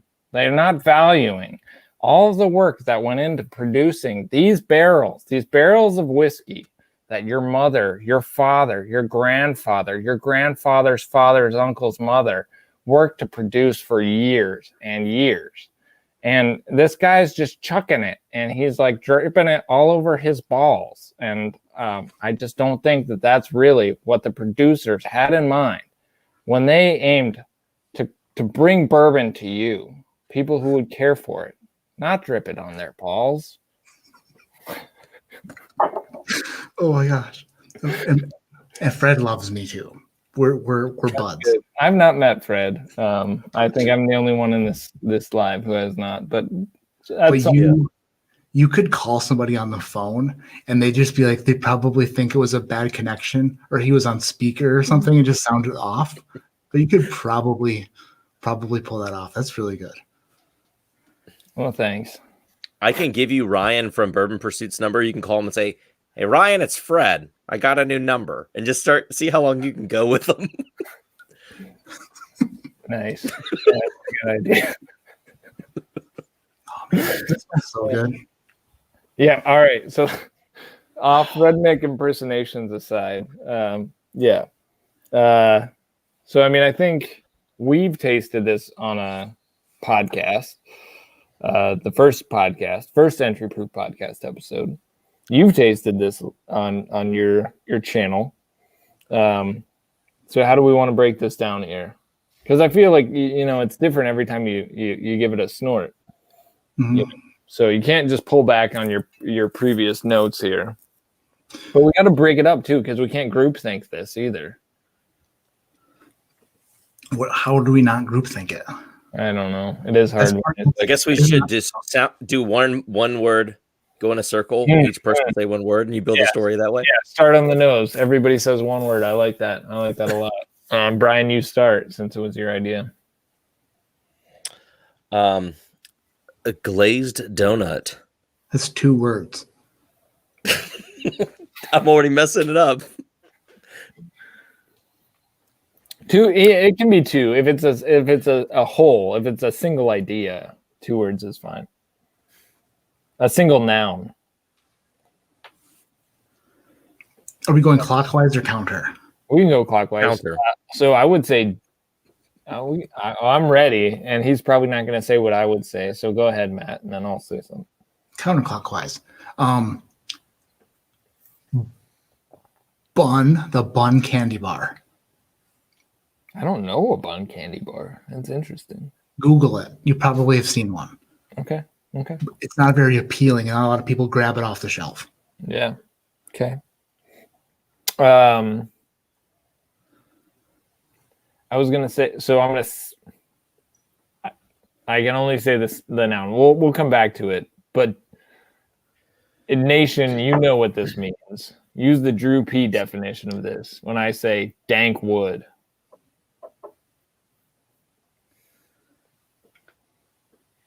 Is it back to me? Yeah, it's back to you, dog. We'll stay on the nose. We'll do one more round on the nose. This is now 3 words though, so I feel like I can't say it. If it's a single noun, it's fine. It's starting to get, and I'm gonna preface by saying this bottle has opened up over the last month or so, 2 months, whatever, since I had it open, and it's, especially as it's in the glass, it's getting a little bit of that, like, as the guy from Big Red Liquors would call it, the baseball glove leather. All right. No, that's definitely a singular noun. I like that. You really kept it short and to the point. No bake cookie was what I was going to say. Like a chocolate peanut butter kind of? Yeah. Yeah. All right. Oh, like oats. Yeah. All right. I get I'm oscillating here because I'm getting both. No, it's a dry. So I'm the last one on the nose actually, and then we're gonna go to the palate unless you guys have more to pull. But I'm between 2 fruits, and I get almost both of them between dried, and it's dried. Let me be clear: dried raspberry. Nope, dried cherries and dried cranberries. Because I get some cranberry. There's like a sharpness to it, like in the like fruit. A raisin. Yeah, exactly. That's what a dried cranberry is. Yep. Yeah, I get that. You guys want to go one more round on the nose, or do you want to go to the palate? But I was gonna say dried raspberry. There's definitely, like you said, is like a dehydrated red fruit for sure. I'm good with the nose. All right, let's go to the palate then. Cheers, boys. America. Bingo.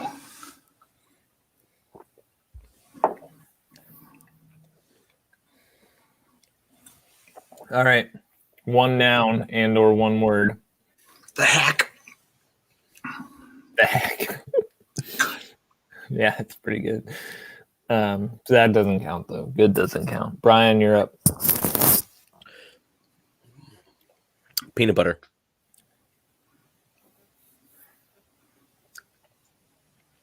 You're up next, Matt. Oh, I already said what the heck. It's not a note, but it's an experience. And if you can't dig that, I mean, it's kind of a note. Okay, we'll let it slide. I'd say oily. I mean that in a good way, not in a taste way. I mean that in the mouthfeel way. I'll come back to me. Okay. I've used this before, but it fits the bill here. It's like an oak tree and a cherry tree mated, and they had a baby, the cherry oak tree, the choke tree, and that's what I picked. It's just like a cherried oak, and it's there, and it's lovely, and it thrives off sunlight and precipitation in the form of high proof whiskey. We are going to make a t-shirt that we sell together, and we are calling it the Choke Tree t-shirt. Somebody write that down. That is an amazing idea. The entry proof ADHD t-shirt where we bottle a choke tree. Man, so good. It's perspiring. The most delicious. Brian, you're next. Let's not get carried away. All right, take my wings away. Don't let me fly. This is what I do. I'm a peacock. You gotta let me fly.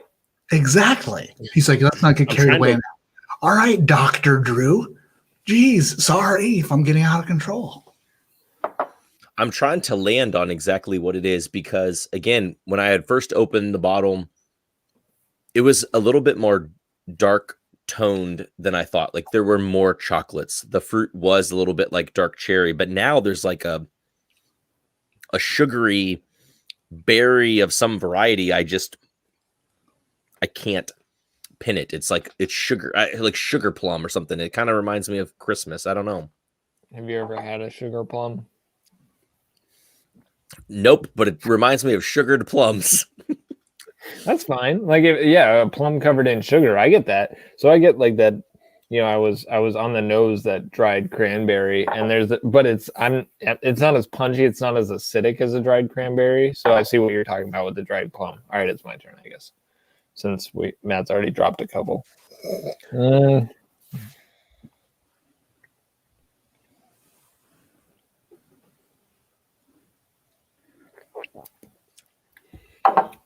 It's boozy frosting.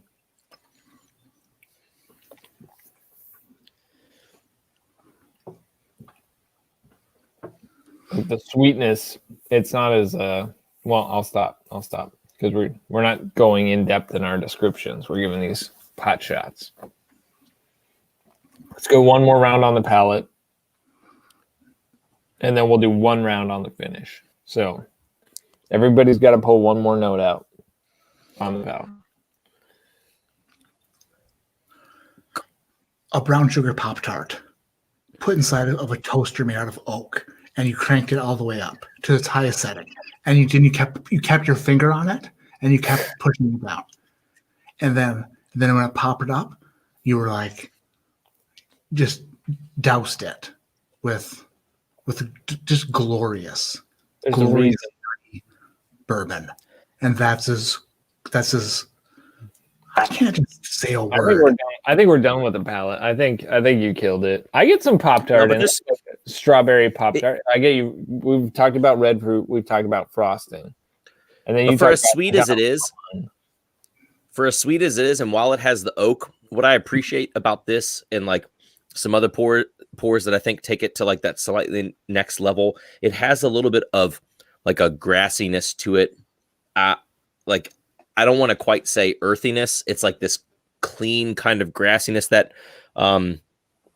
whenever I think about it in the way that it was described to me as where that flavor comes from is like when you have the staves and the whiskey's pushing through the wood and you have all that charred wood at first where all the color comes from and your toasts and your brown sugars and your caramels and stuff. And as it starts pushing into the middle and you start getting some oakiness, then it pushes beyond where any of that char would have come from. And you start getting into some of the raw wood, some of like just the natural environment type characteristics.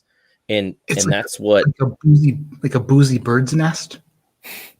It's like a boozy bird's nest, but the bird's nest is like right above. Like if you went out to check on the bird's nest, but you're barefoot and it's like, I don't know, it's either really early in the morning and it's still kind of foggy, or it's really late at night and like it's still kind of foggy, and you have all this moss and your toes are just kind of stepping on the moss, and you're like, wow, this sensation is interesting. It's slightly distracting from this bird's nest, but that it's happening still. Wow. Do you know what I mean? So before you answer, Matt, I'm gonna let you guys do this. I have drunk an immense amount of water, so I'm gonna be right back. Nation, if you guys want to hit any questions for us or for Matt before we sign off here in just a little bit, now's a good time to drop those. If you want to be sure we get to them, please hit us up with a super chat. That'd be great. That'd be swell. Thank you for liking the video. Many of you have. That's awesome and appreciated. So hit us with your questions, and they can talk about bird's nests, and I'll be right back.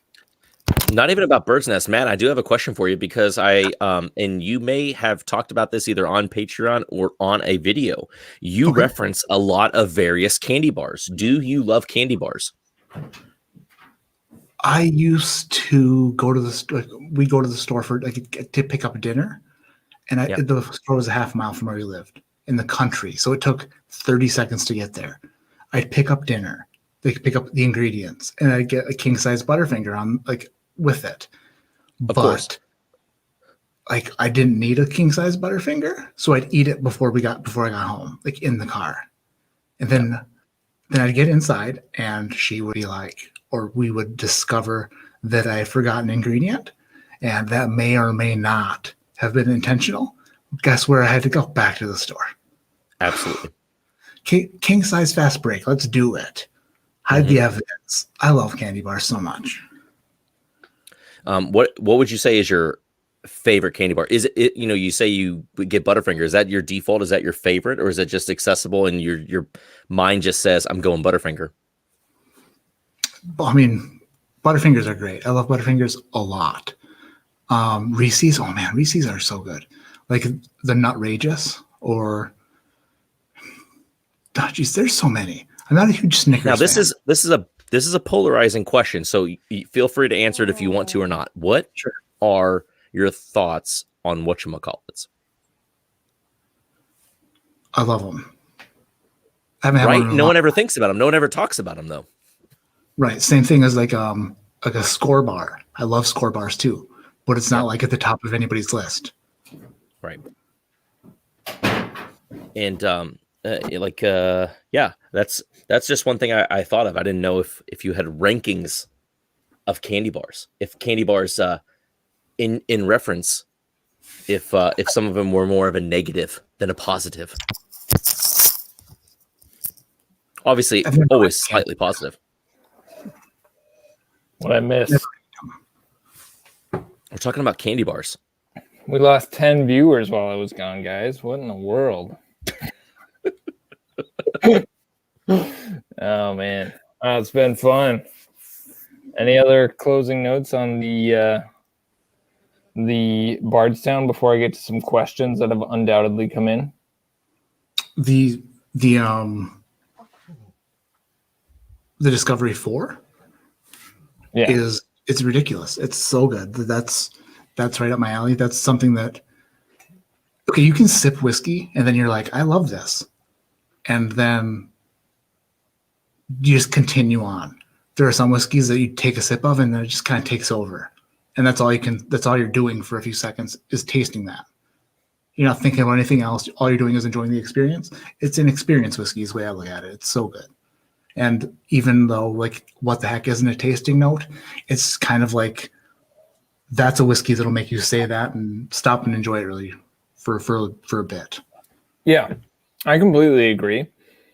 Like spicy cola right now. Coming back to it, cola is a good one. Good word.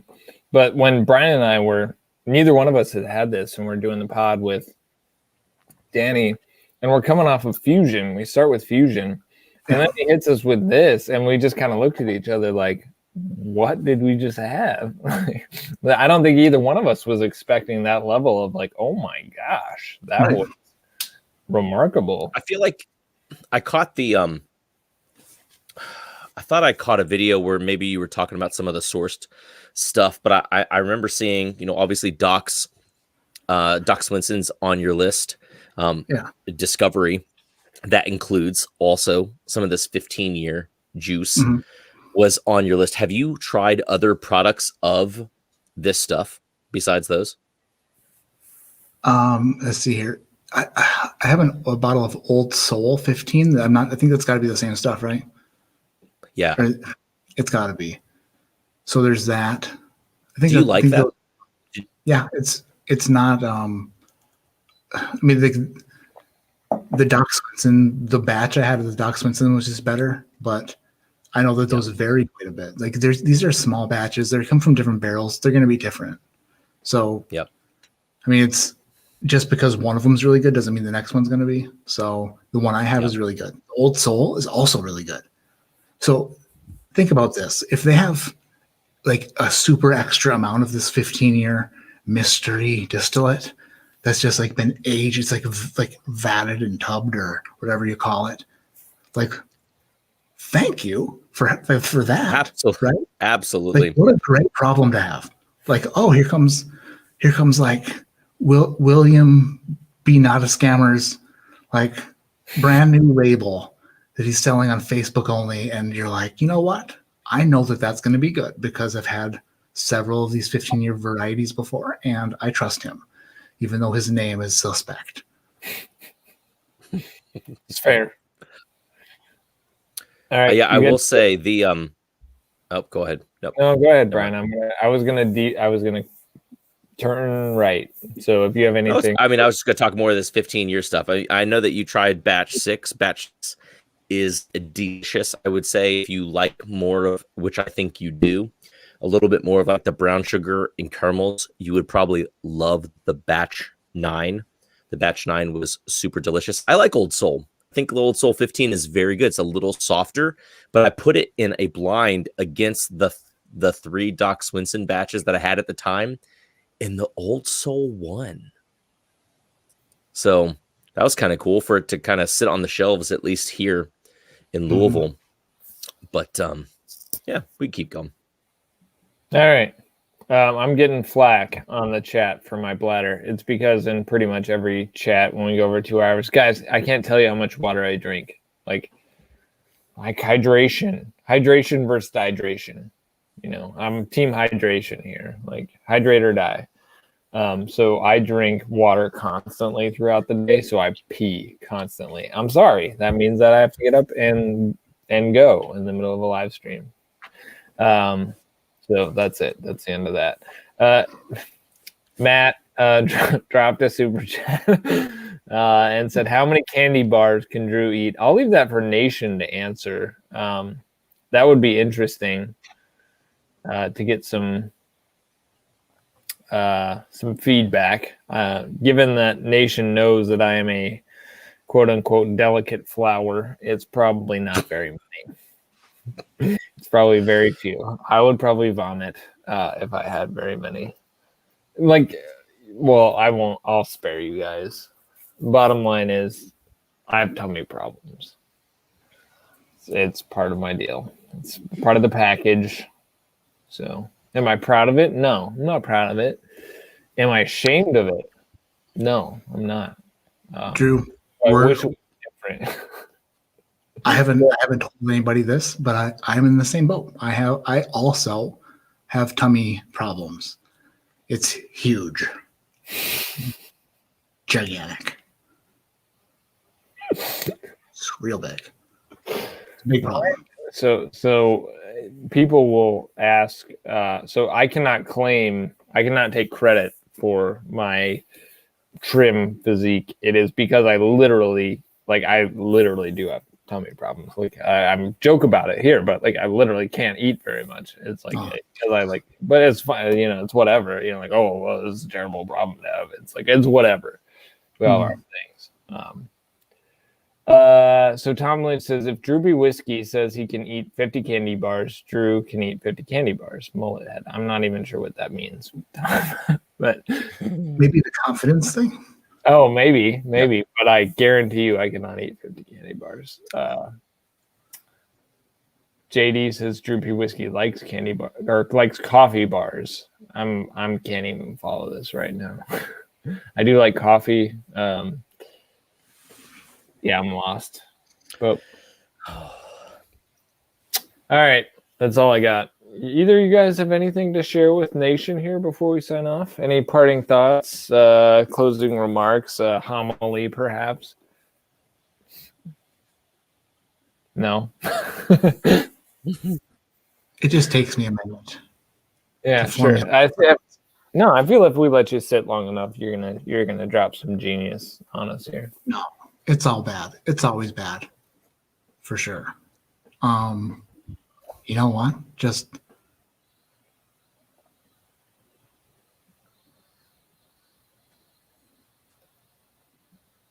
dead air is never good. All right, Nation. Thank you guys for tuning in, and Matt, dude, thank you for joining us. That was just... Cobra Kai. Why is that Johnny guy from Cobra Kai so likable and so hateable at the same time? I love the guy, but he's such a jerk. I want him to do good things. I'm like, just be good. Don't do that. Don't do it. And then he does it, and you're like, yeah, you were so close to not doing it and being a good guy. But you just want to give him a squeeze and a hug and be like, just Johnny, just be better. And he's like, I want to be. You can tell. And I'm like, I know. Listen, LaRusso's going to be a jerk no matter what. Just ignore him for a minute. Focus on yourself and lay off the beer. Drink some whiskey. For sure. That's all. That's what I. It's good. Sorry, interrupted. You know, I know what you're referring to, but I have not seen the show. So those who are fans of Cobra Kai, no doubt, will appreciate what you just said. I do not understand it. Tom Lynch says sweep the leg. T. Hutch says sweep the leg. Definitely get that reference. So, no doubt. Whiskey Wiggle dropped a super chat late on us. Thanks, dog. Listening to some of the most honest and relatable voices in whiskey has made for a perfectly pleasant evening. I have to go pee now. Yes. Yes. Yes. Oh, that's so good. That is just myself pure all gold. For just guess I've got a empty. I'm on empty. I feel like I'm going to start a new channel. I'm not going to do fishing. I'm not going to do golf. It's going to be Drew P. Peas. Maybe there may be something there. It may be in the name. Maybe I missed it early on. What about a cartoon picture of you looking back from a urinal that says, "I put the P in Drew P whiskey"? Live I mean, there's a lot. What's that, Matt? Live streams every 4 hours.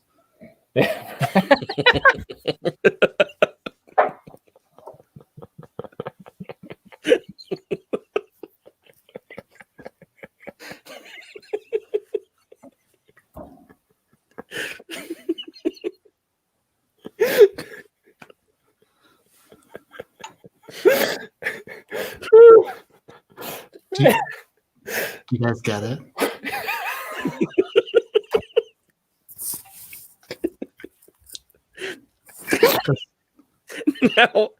Now the perfect sign off would be if while me and Drew are just losing it, you went on your exit video and just your head in clouds and you just did that and the stream cut. But we weren't that produced. We can make it that way in the podcast. Oh man. Jeez, I'm like crying over here. Anyway, dude, Matt, that was so fun. We're doing it again. It's happening. Yeah, this was so much fun. Thank you so much for having me on. Oh no, yeah, pleasure's all ours. That was amazing. Absolutely. Yeah, I love a good laugh, and yeah, it's somebody who's got it. Just I've got a friend, the best man at my wedding almost died from COVID, by the way, terrible, but he's okay now. He's kind of like that, where it's just like he says things. It's just like everything he says is so funny, and I just wish in some world, some universe, I could be that funny. And you remind me of that. It's like watching your reviews. I just like laugh out loud, and I'm not amused by a lot of people trying to be funny, but you're just authentically funny, and so it's amazing. A lot of fun. Enjoyed it. Yeah, thanks so much, guys. Yeah, well, we got to work tomorrow. We got things to do, kids to take care of. We got breakfast. I'm gonna go buy another Discovery 4 tomorrow. This bottle is too damn good. Yeah, it's too damn good. Much left in Milwaukee, so if you have the opportunity to buy a multiplicity, let me know, Brian. I would appreciate it. I have to take coffee to Willet tomorrow, and I have to eat oysters. So I will swing by BBC, and I can pick you up a bottle. Just text me. Tell me if you need it. I'll Venmo you. Nation, thanks for tuning in per usual. If you've been listening to this on the podcast and not live, definitely check out the WhiskeyTubers.